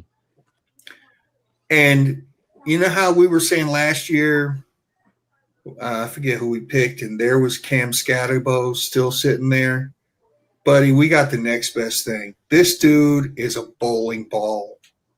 I can't wait to see him get out there on the field because it seems like we're more interested in running the football and stopping the run this year. And I just can't wait to see him take on linebackers at the next level. Take it away, Shaq. So I'm guessing the reason, because I know a lot of us, even you Fish, complain we're not seeing CJ Ham get on the field enough or do enough because KOC is just not using him. So with us drafting a tight end / fullback, which is an H-back, I'm hoping, KOC has a plan for him to, give him at least more snaps than CJ Ham got with us for his whole career. Because if you're drafting him, that means you have a plan for him to basically be on our offense at least, I want to say 40% of the snaps, if not 50% of the snaps. Because we took him in, what was he, a 5th round pick? Or he's a 5th, yep. Okay, so a 5th round pick. So pretty much when I was watching the film, a lot of Blake Corum runs, his big runs, was running behind him up the middle while he goes and take care of that middle linebacker, and Blake Corum basically cut off of his back. So I made a joke during the draft. I said, since we drafted Max Bredesen, that basically helps Blake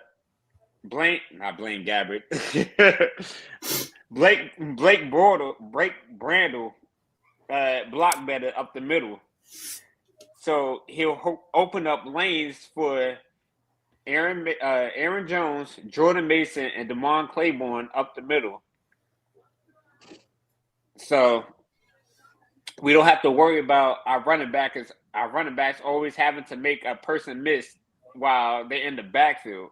At least they can make somebody miss when they're in the second level, which I complain about a lot with the KOC offense. I feel like our running backs always have to make somebody miss before they even get the ball, which is not fair unless you're an elite running back. Not a lot of running backs can make the first person miss while that linebacker, defensive tackle, or safety has forward momentum, and you're still trying to get the ball.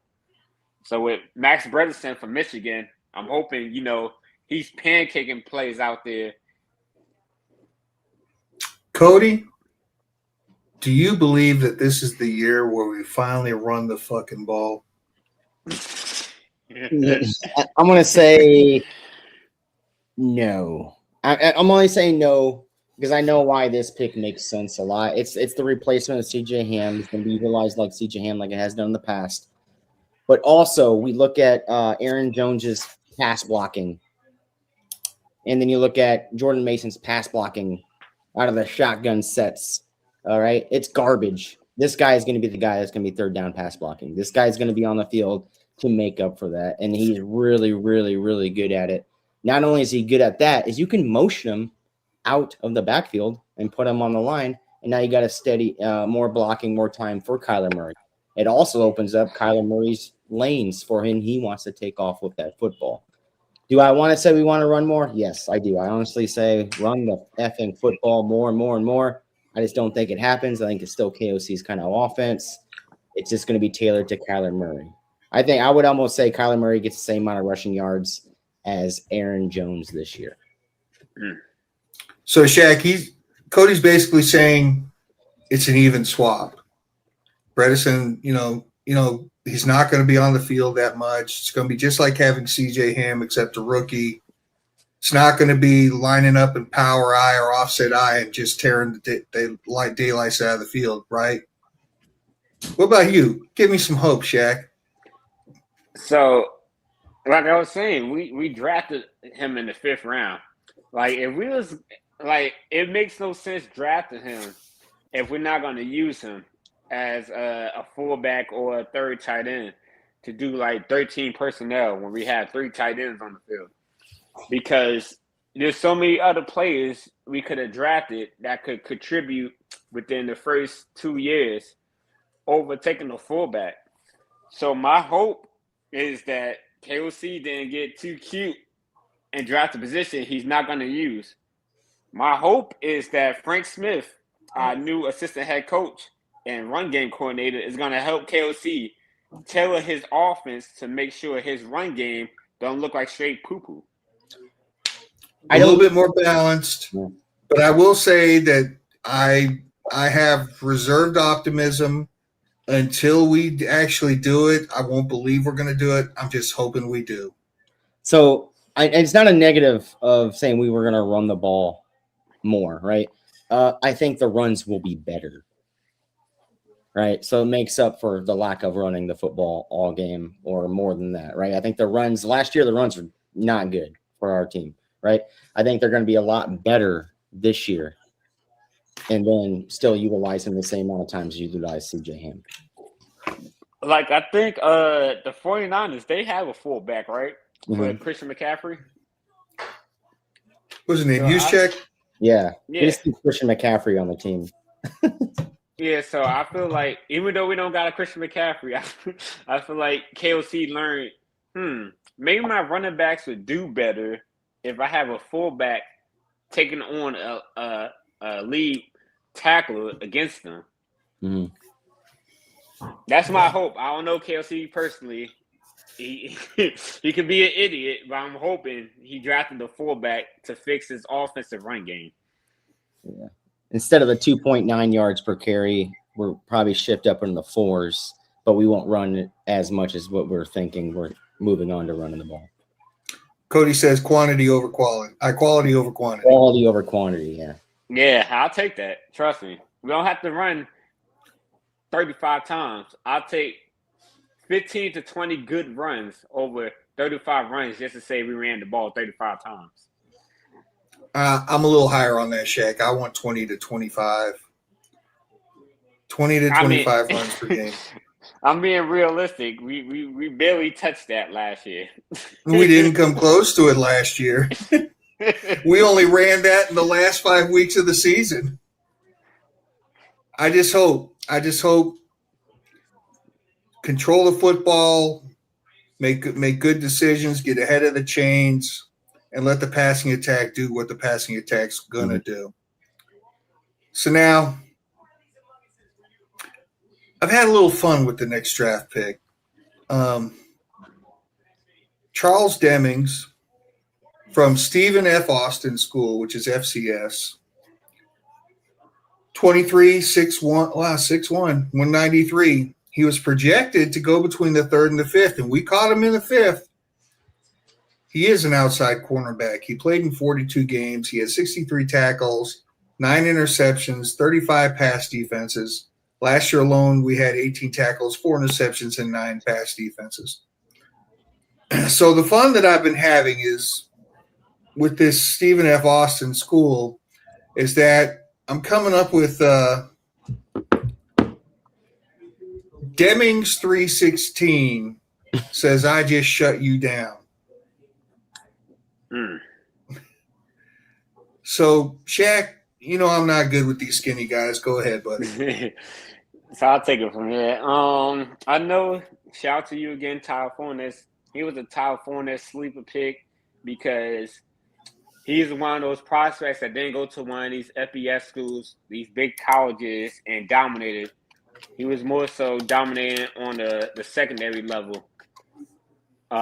Pretty much, he has the measurables to be a good, solid cornerback in the NFL. What I like about him is he's very physical.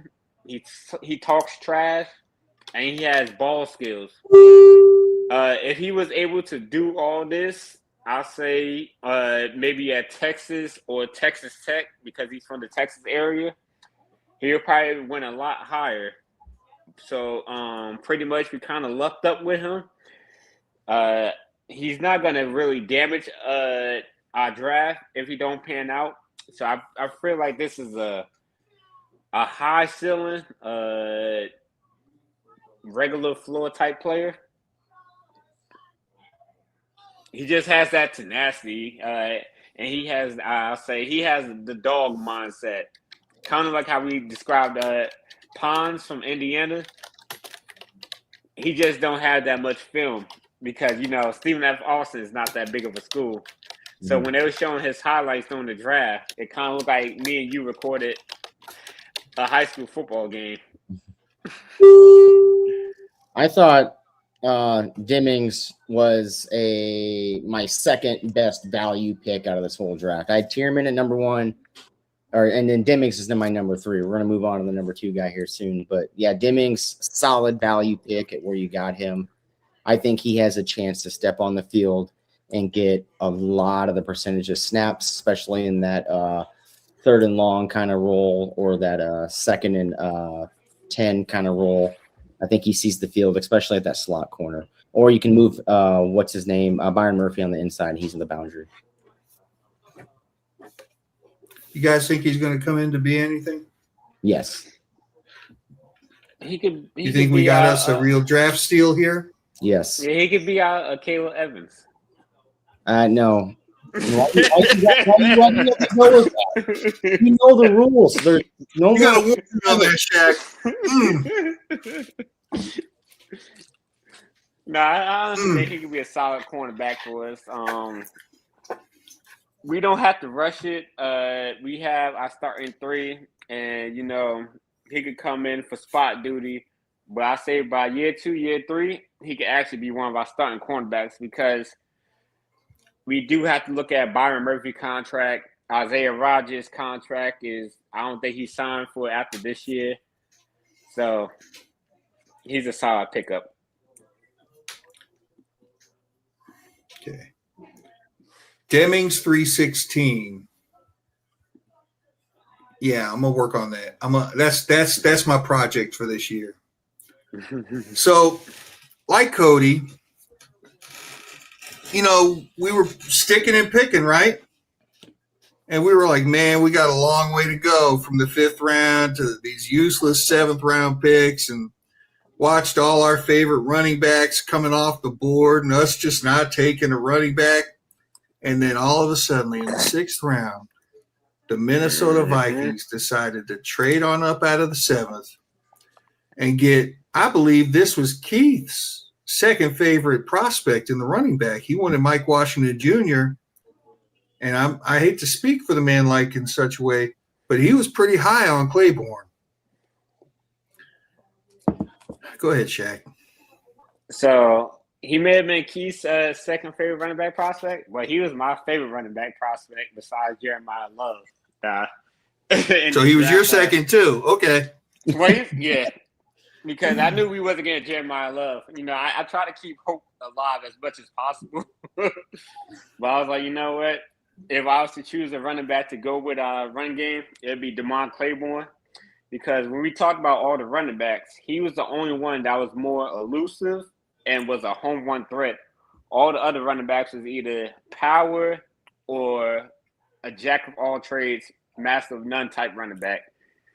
So Damon Claiborne, pretty much he could catch the ball out the backfield. He is on the smaller side, but he is not scared to run up the middle, and he usually fall forward. He will fight for every yard for his frame. Pretty much, if you watch his highlights, a lot of his carries, he has a lot of runs that gain over 10 yards, which is, I believe, a first down. He's when you beat him in a hole, he's not gonna run you over. What he will do is make you miss in a tight area. Pretty much, he can make linebackers or safeties miss with his quick twitch ability. He did run a 4.37 the 40-yard dash, and he gave me basically kind of hints of Jarrett McKinnon. If you guys remember Jarrett McKinnon, Love me some McKinnon, baby. he was one of my favorite running backs. I wanted him to back up Adrian Peterson because, when we had Adrian Peterson, the all-do-it-all running back, power back, I wanted a elusive back to, basically change up the pace. And I don't see Aaron Jones being a long-term running back. This might be his last year with us. So if we can't have Love and Mason, I wouldn't mind Mason and Claiborne as our 1-2 punch going into future years.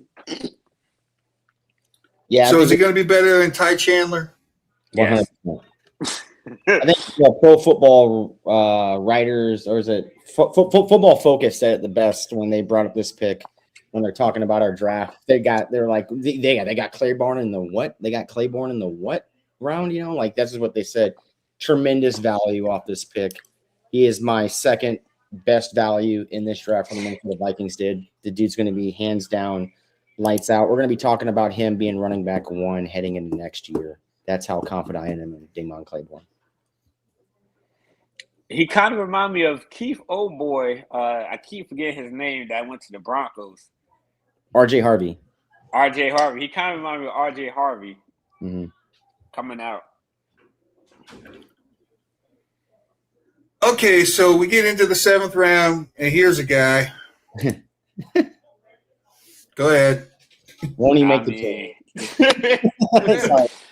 The only thing I can say about him is he does have good size, and I guess we got competition for Jurgens. Yep. That's basically all I can say. I don't think he makes the team. That's just me, though. It's a 7th round pick. Ain't going to be crying over it. Okay, so, at this point, I'm thinking we should have drafted the punter, or at this point in the 7th round, taken a flyer on a wide receiver. Mm-hmm. There's so many better things that we could have done than this. I mean, you don't expect anything from the 7th round, no matter who it is, but maybe the punter. This guy, watch the game against Dominique Orange. This it's not good. Good luck, kid. Good luck, buddy. You know what happened, Fish? They was What? like, well, our draft is over. And then they said the Vikings is on the clock. Wait, what? We had another pick? We didn't trade that away? They looked at the board. It was like, we didn't draft center. Who's the best center on the board? And then they didn't take him. They didn't even take the best one on the board. I'm just saying, this guy has anyhow, good luck, kid. Good luck. I'm sure you'll be I'm sure at rookie training camp, he's going to be one of the guys leading the Skol chant with the crowd, which is basically the death sentence. You don't make the team if you do that. Good luck. I hope you got a good degree at University of Cincinnati. Appreciate you. I might be turning this kid into an all-pro right now. I hope so. 7th round. I don't know the last 7th round that did anything for us. All right, so let's round this out, fellas. Overview, did this draft make the Vikings better in 2026, or is it more of a long-term build? I'll say defensive-wise, it made us better. Pretty much we solidified our D-line unit. That was a priority because as we saw, Jonathan Allen and Javon Hargrave they're good in their own aspects, but what for B4 wanted in this defense, they didn't really fit, and we try to prolong it throughout the season. So what we did was we got true 3-4 run stuffers. We got a pass rusher, 5 tech, and Caleb Banks, who could develop into, high end, maybe Chris Jones, low end, I'll say maybe Gervin Dexter. Yeah, Gervin Dexter from the Chicago Bears, who's a low-key good defensive tackle. So it's pretty much basically making our defense better while our offense hopefully stays healthy and continue where we left off from last year. So this is not bad and say I think the defense takes a step back this year. We got our whole interior is rookies, right, with some 7th round picks and an undrafted. How big of a step back though, Cody? I don't think we're top 10 defensive wise. I think, and then losing Greenard and trying to, we're mixing motion guys around. I would say we're right in the middle of the pack. I think that's our defensive wise, right? That's just me saying this. That's just where I'm at. I think we're in the middle of the pack. Do I think it does get better in the long term? 100%. I think it's a solid draft for the long term situation. And if you're not hiring Rob B just for that cause, then I don't know why we're even looking for our GM, in my opinion. Because if we're looking at it, everybody's happy with the draft. Hire Rob B as the GM. Why are we out there searching, right? So I would say long term, awesome, great, 100% down in line with it. 2026, I do think we take a kind of a little step back, not top 10, maybe outside of the top 10, into the 15, middle of the pack. Going back to when I made that hot take about the Vikings being for sale, what people who might forget about that is the context that I gave for that hot take was the only justifiable reason that they aren't hiring a GM right now is because they're for sale. And what that meant was if they're not for sale, the fact that they did not hire a GM leading into this draft, I still say is malfeasance. And while I think they did do a pretty good job at this draft at the end of the day, I think we got fleeced on the Greenard trade, and it was done during the draft. Just saying. But with that, let me just bring this out to you guys. What's your favorite thing and least favorite thing that happened in this draft? You go ahead. You got it. My least favorite thing was watching Jeremiah Love go 3rd overall. If I didn't say Jeremiah Love, it'll be watching Dallas Cowboys get Caleb Downs. My favorite thing during the draft, though, is that we did address the defensive line issue, and we did go mostly defense in this draft, which I said before the draft I was okay with if we go straight defense, because that means we're giving B-Flow weapons he needs instead of just throwing some random washed up NFL players and giving him those players to, build the defense for us to go win a Super Bowl.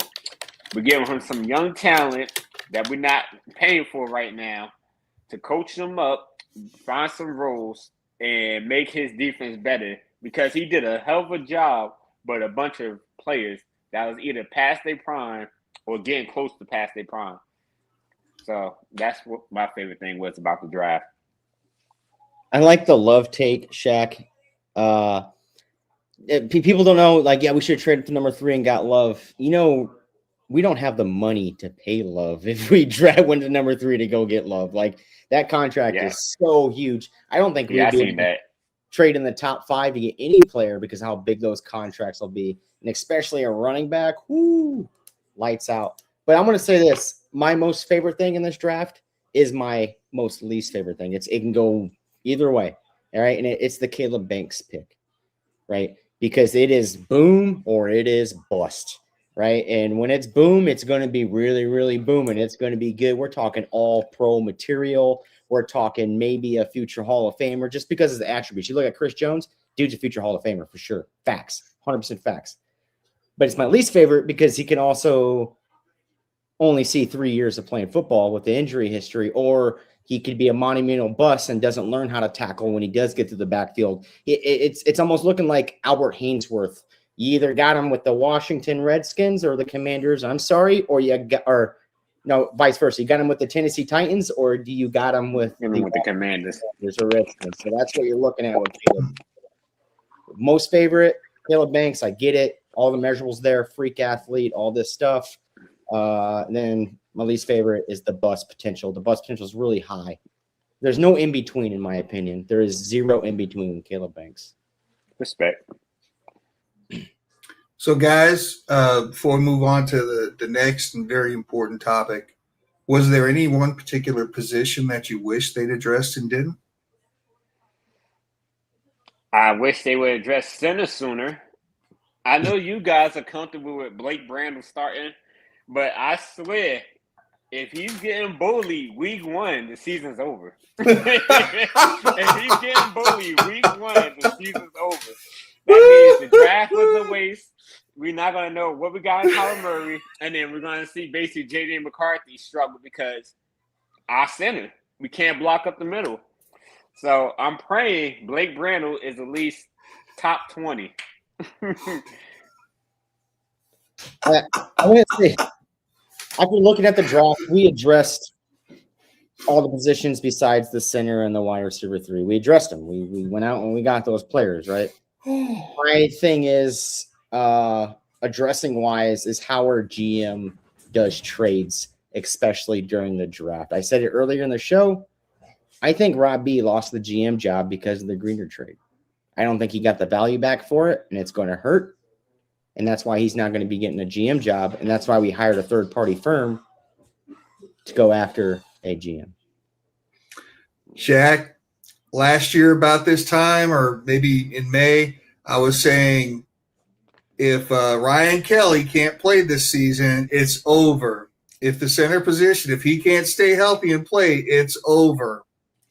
And you sound like me, except you funnier with it. I'm just saying. Like, I honestly hope Blake Brandle takes that next level and shit, we don't have to draft the center. That would be best case scenario. If Blake Brandle could be top. He could be a good – I don't think it's the center that we have to be worried about. I think it's Darisal's health. When Darrisaw is off the field, we suck. We are not good at all. That's true, but I feel like behind Darrisaw, we had better competition than who? Skol? We watched Skol. The guy from Buffalo. Yeah, maybe now we do, but that's like. Yeah. And then we even got worst case scenario, we can even slide Donovan Jackson out to the tackle, and that's the worst case scenario. That's what I did last year, but then he got hurt in the same game. All right, fellas. So for those of you in the chat, if you don't know, leading up to the draft, I did this short video segment with Robbie and Unk called Fishing for Prospects, where we took it round by round from the 7th to the 1st. And they gave me some good prospects to keep an eye out because, as we all know, I don't watch college. So they introduced me to some names in this whole draft thing. And now that the draft is over, we are bringing Mr. One, Tommy Kiger, a.k.a. Unk, to come on in here and give us his takes on this draft. So welcome to the show, back to the show for 5 minutes of funk. Let's go. What's up, buddy? How you doing, my Kentucky brother? Hey, what's happening? What's happening? Oh yeah, gotta rock the bucket. What's good? What's up? Finally, you're back on a live show, our weekly show, man. We missed you. Oh, hey, I've been doing a little bit better. I've been on more in the last month than I had been in the previous year, so I'm getting there. All right, that's all I love to hear. Well, if you don't mind, let me. Can I have the floor, Fish? Break into it, buddy. It's all yours. All right, man. I can't lie. The first night, I loved the draft, but starting on Friday and closing out on Saturday, I just kept getting more mad and more mad by the minute by the draft pick. And by the time it was over, I was in my feelings. But I took Sunday and Monday to do a lot of research, watched a lot of film, and upon further review, this draft is approved. I think I gave us an A. You know, it could have been an A plus if I think we slipped on 2 picks, but I love the picks. And of the 10, I gave you 10 fishing for prospects in our segment. We got 2 of them. You know, I'm gonna count the UDFA. We got Thor, and so I take Caleb pride Banks. in it. Yeah, and Caleb Banks, yeah. And 2 other teams got 2. And I think those were the absolute winners of the draft. The Raiders and the Browns. They each got 2. And then the Vikings got 2, and the rest was scattered out. But I love the picks. But as it was going on, I was like, man, we got a linebacker from Cincinnati, a tackle from Northwestern, a tight end, a fullback, a fucking corner from Stephen F. Austin. And I take pride in my scouting, and I didn't know most of these guys. And but I love it. And all right, my first point.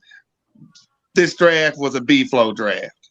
During the 3 years or 4 years that B-flow has been here, only 1 pick had been on the defensive side in the first 100 picks.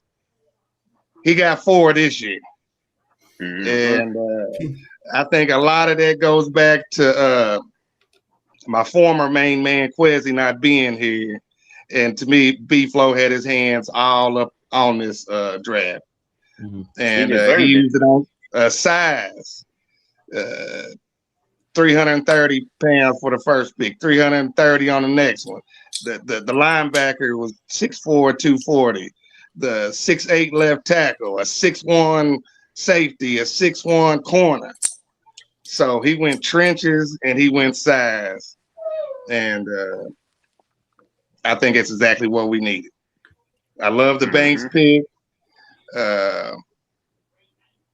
I love the Thor signing in the UDFA. And that's another reason why I've come around on the fullback.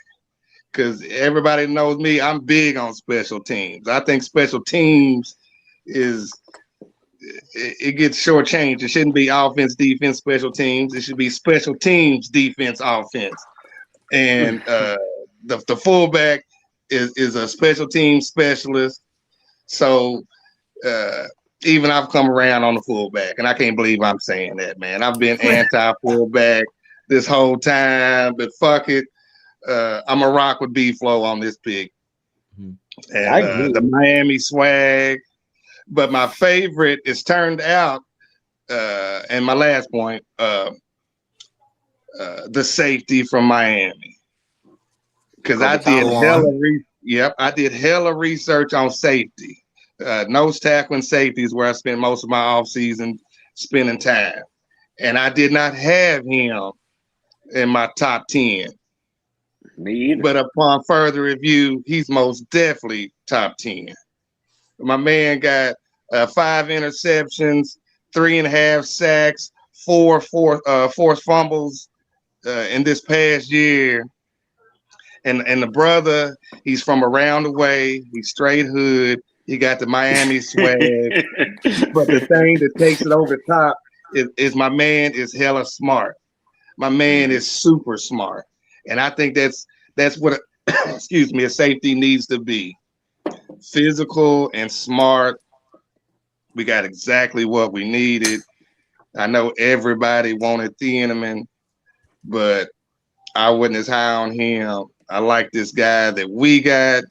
So we filled in our biggest needs at nose tackle and safety.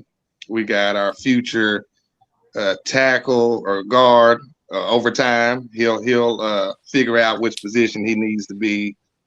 A fullback that can hold down special teams, a future punter. So, Unc approved, baby. Mm-hmm. One thing about no, that I safety, Unc, there ain't a drip of Minnesota nice in that guy. Oh no! Oh, straight Michael Irvin attitude, and I think we need some of that. We got too many nice guys. You need a little bit of that up in there, and we got it. And so, big shout out to V Flow and Rob.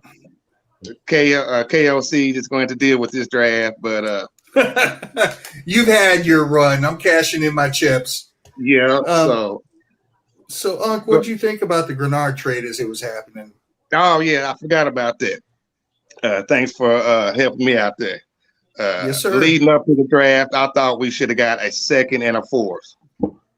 That's what I thought his trade value was. I know, Fish, you said 2 seconds.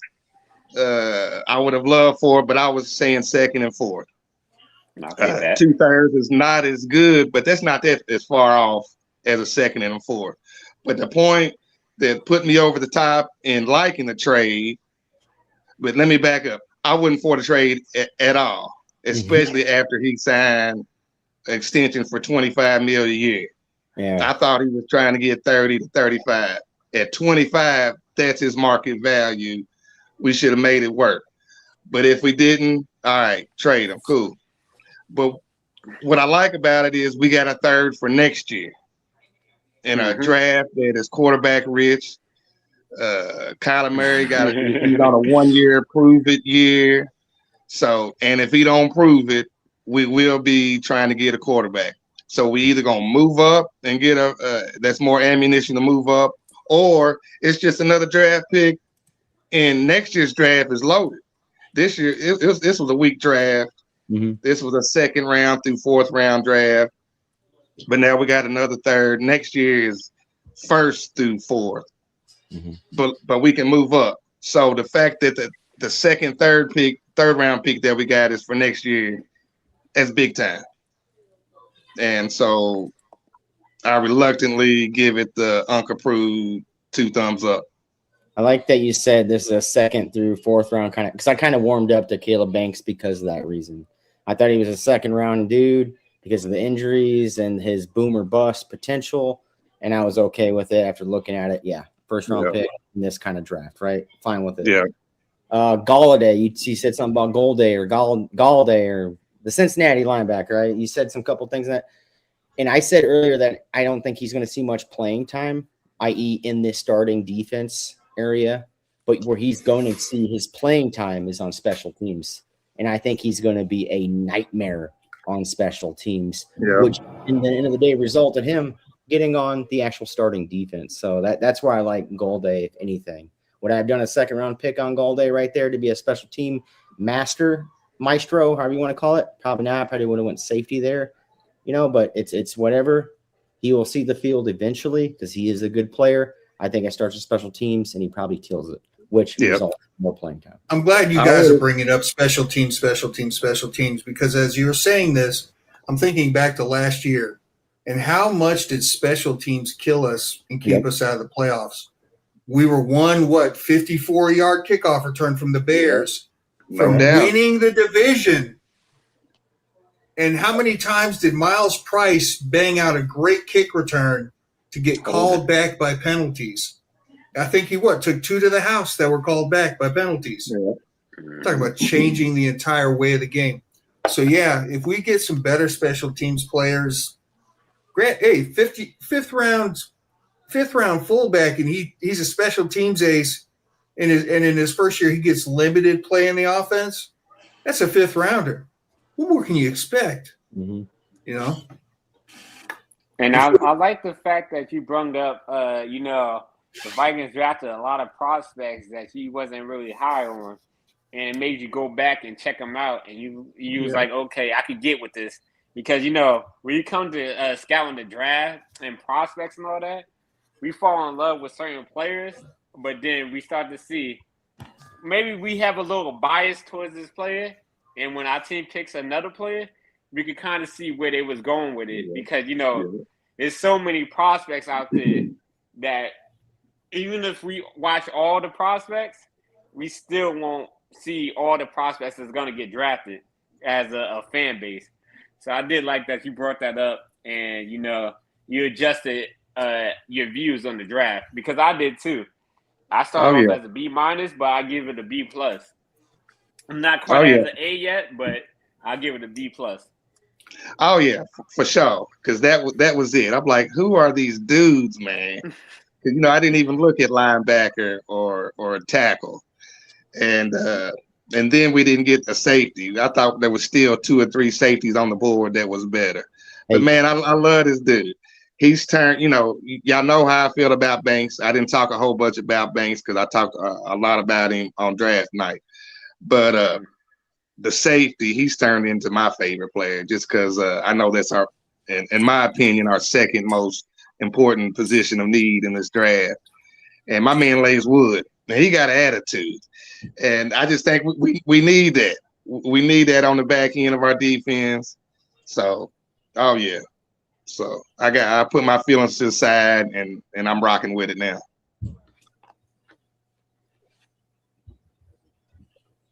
Oh, and Cody on Gold Day. I think he may get a little bit more snaps than what you think because of his versatility. He can thump on the run, sideline to sideline. He can even play some edge if you need him to. So I think his versatility will get him on the field a little bit more than what you think, even though I agree with your overall big point. But I think he'll get a few more snaps than what you may think. Yeah, I can see that, especially what I really want to see him play, if any position on this field, is at that nickel back role because he's such a great run stopping outside kind of guy, like linebacker wise, and putting him in there where you can just, we'll bite the bullet on Metellus, unless Harrison Smith comes back and then he's rotating out with Metellus down in that box. I would love to see that. Agree. So, I got 2 questions for you. All right. We just had this one, then an older question from earlier in the show. Was there one position that you wish they addressed that they didn't in the draft? I wish we would have addressed center a little bit earlier and running back a little earlier. I'm still not as high on the running back as you guys are, but this is the Keith Hansen special. He has a type at running back. He's just like Harvey. Harvey was his guy last year, and this guy. But this guy, I did even more research on him. It's like players have it. It happened to Deion Walker because he had high hopes coming into this year. When the team just fucking flounders and the season goes in the tank, it affects your play. And that's what happened with this guy, because this guy was coming in this year as the second or third best running back, but it didn't work out that way. His stats fell off.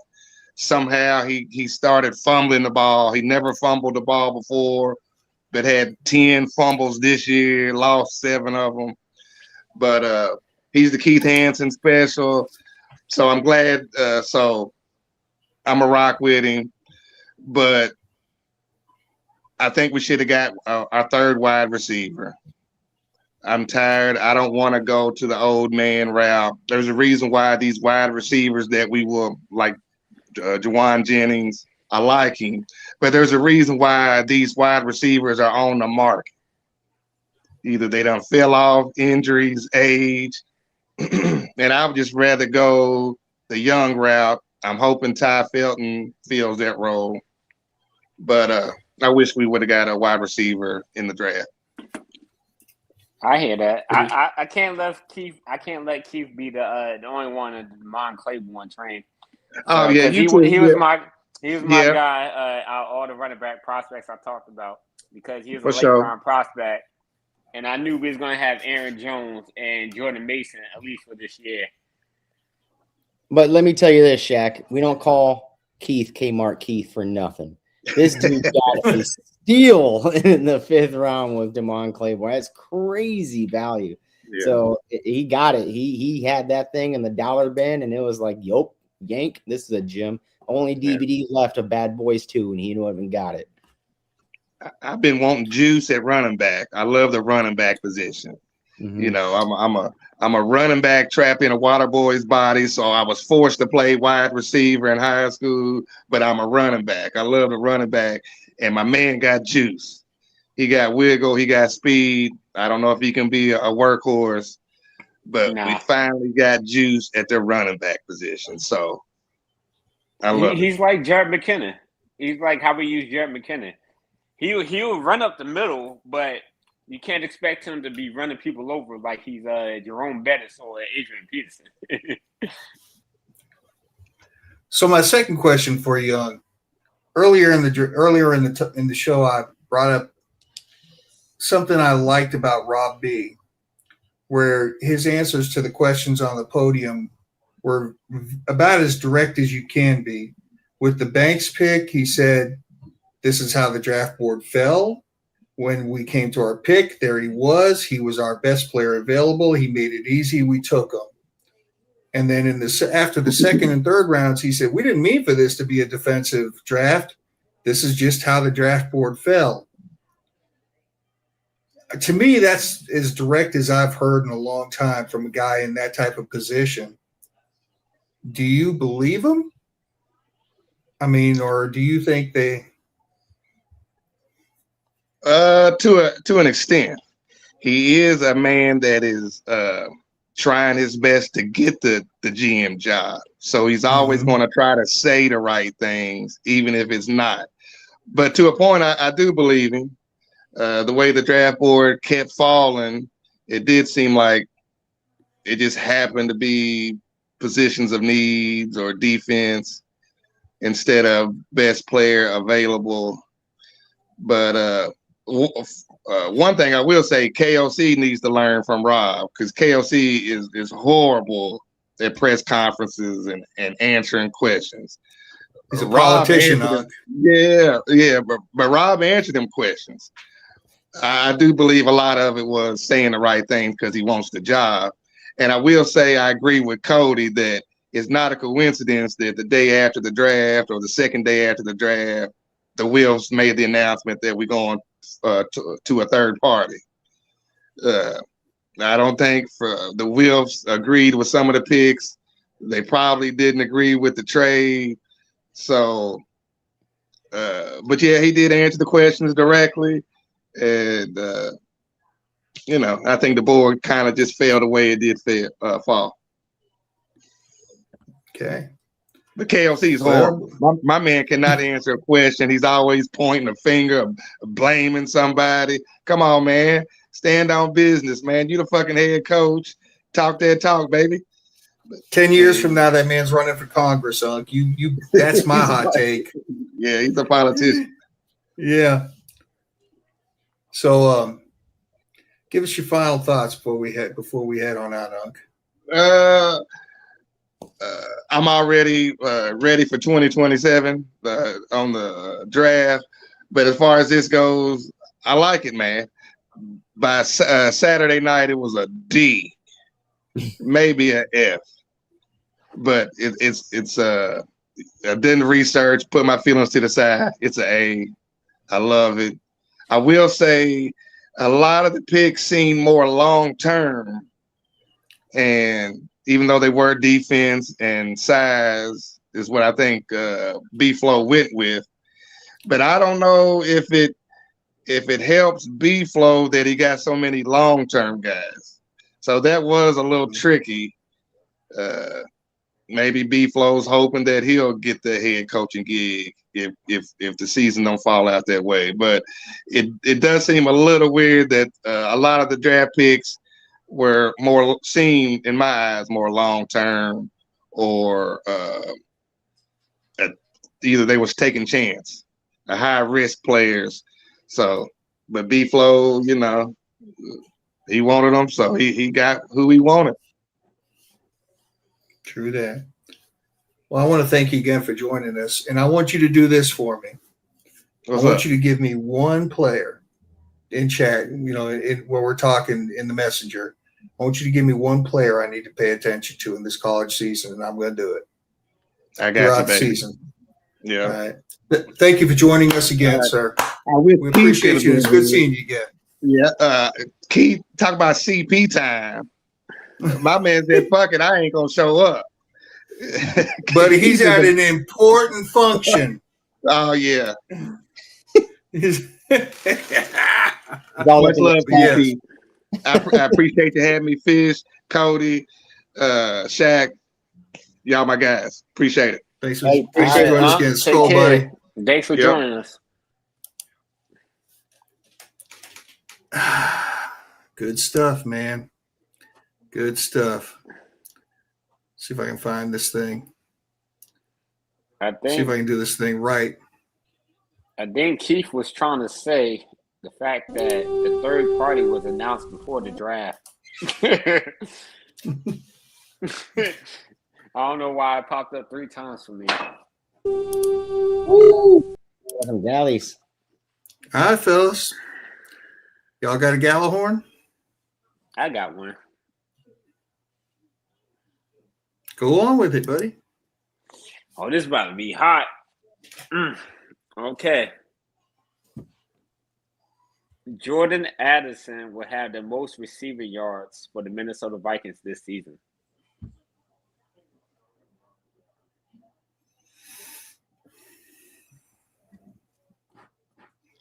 Oh, wait, Good. was that? That was a I'll buy that. prophecy. Okay. That's prophecy. That was a prophecy. Let me rewind that. I'm gonna say that for the purple prophecy. I feel like after the draft, the Minnesota Vikings will have a top 2 defense. Did another prophecy. Man, I feel like that. Let me give you some time to think about that, Shaq. Sorry, this tequila is hitting. The Minnesota Vikings are the most improved team in the NFL after the draft. Yeah, That's my Gallahorn. I can kind of get behind that. That's gonna be one of my prophecy pick, but I think because KOC got his quarterback in the offseason, he gave the reins over to B-Flow during this draft. I think that's exactly what happened. He's like, hey, B-Flow, check what you got yours. My offense was legit in 24. It was legit in 22. It was even kind of legit in 23. But again, in 23, my quarterback got injured. My play downgraded on my offense. So he got his quarterback. He's like, I'm good with it. My quarterback room is solidified well in advance of 1 week before a goddamn regular scheduled game in the NFL. All right. So he got his quarterback. He gave the reins to B-Flow. Hey, here it is. So because of Kyler Murray, we were able to let B-Flow make this draft happen all defensive wise. Yeah. All right, you ready, Shaq? Yeah, I'm ready. I feel like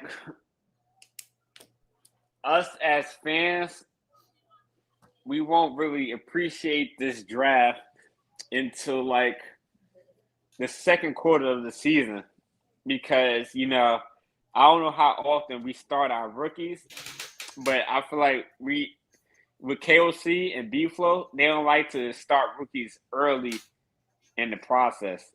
So I feel like by week 5, that's when we're going to start to see the impact of how much these rookies actually mean to the Minnesota Vikings compared to, how we was before with like only 1 or 2 rookies doing something for us. I feel like we're going to have a complete draft from first all the way to the 7th round. How's that sound? Good. All right, fellas. Anybody got a prophecy? Yeah, I got a prophecy. I got one. I got a prophecy.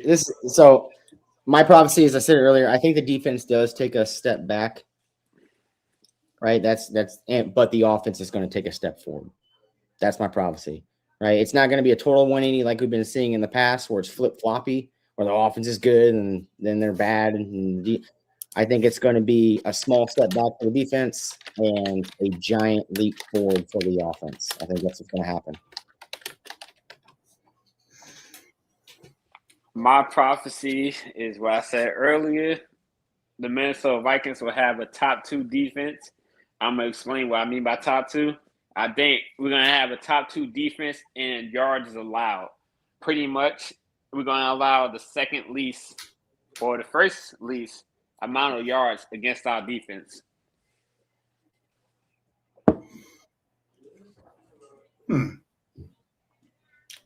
Nice.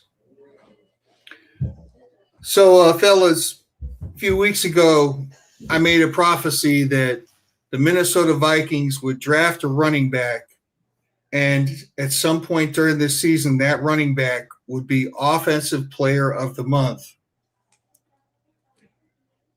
That person will be Max Bredesen.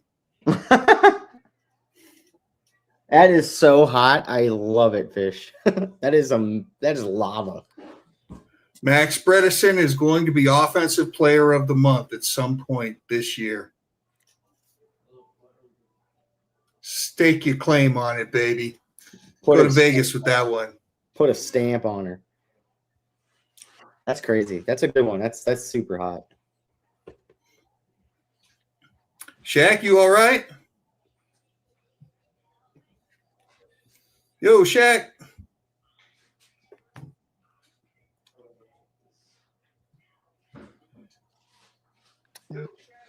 Yeah, I'm all Shaq? right. I think my phone's trying to die, so it keep going in and out.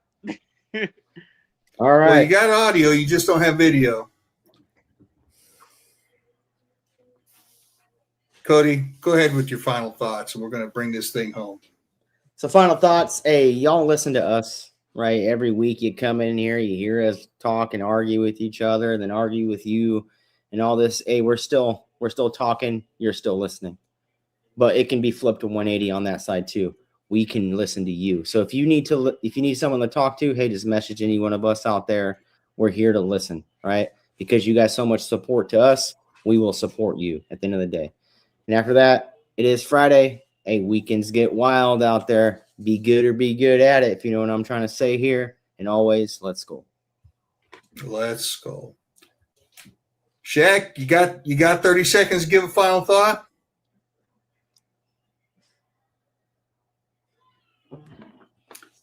All right, I'll cover Shaq's end. Thank you, everybody, for joining us. Please hit that like and subscribe button. It doesn't cost you anything. If you are feeling generous, you can donate to the Let's Skol cause with some super chats, or you can Cash App us to $ Let's Skol. We appreciate it. It's not necessary, but it's very much appreciated to help keep this thing going. For Vikings fans, by Vikings fans, we appreciate you so much for watching us, spending your time with us, especially on a Friday night. Y'all got no lives, so I'm just saying. But it's turned into a fun off season. We didn't do much with free agency, much of anything. The draft is interesting. It's exciting to see where this team's going to go. And with all that, I mean, pretty much all I got left to say is to 20 more years and let's go. Let's go. Have a good night, everybody. Let's go! For Viking fans, Minnesota Vikings.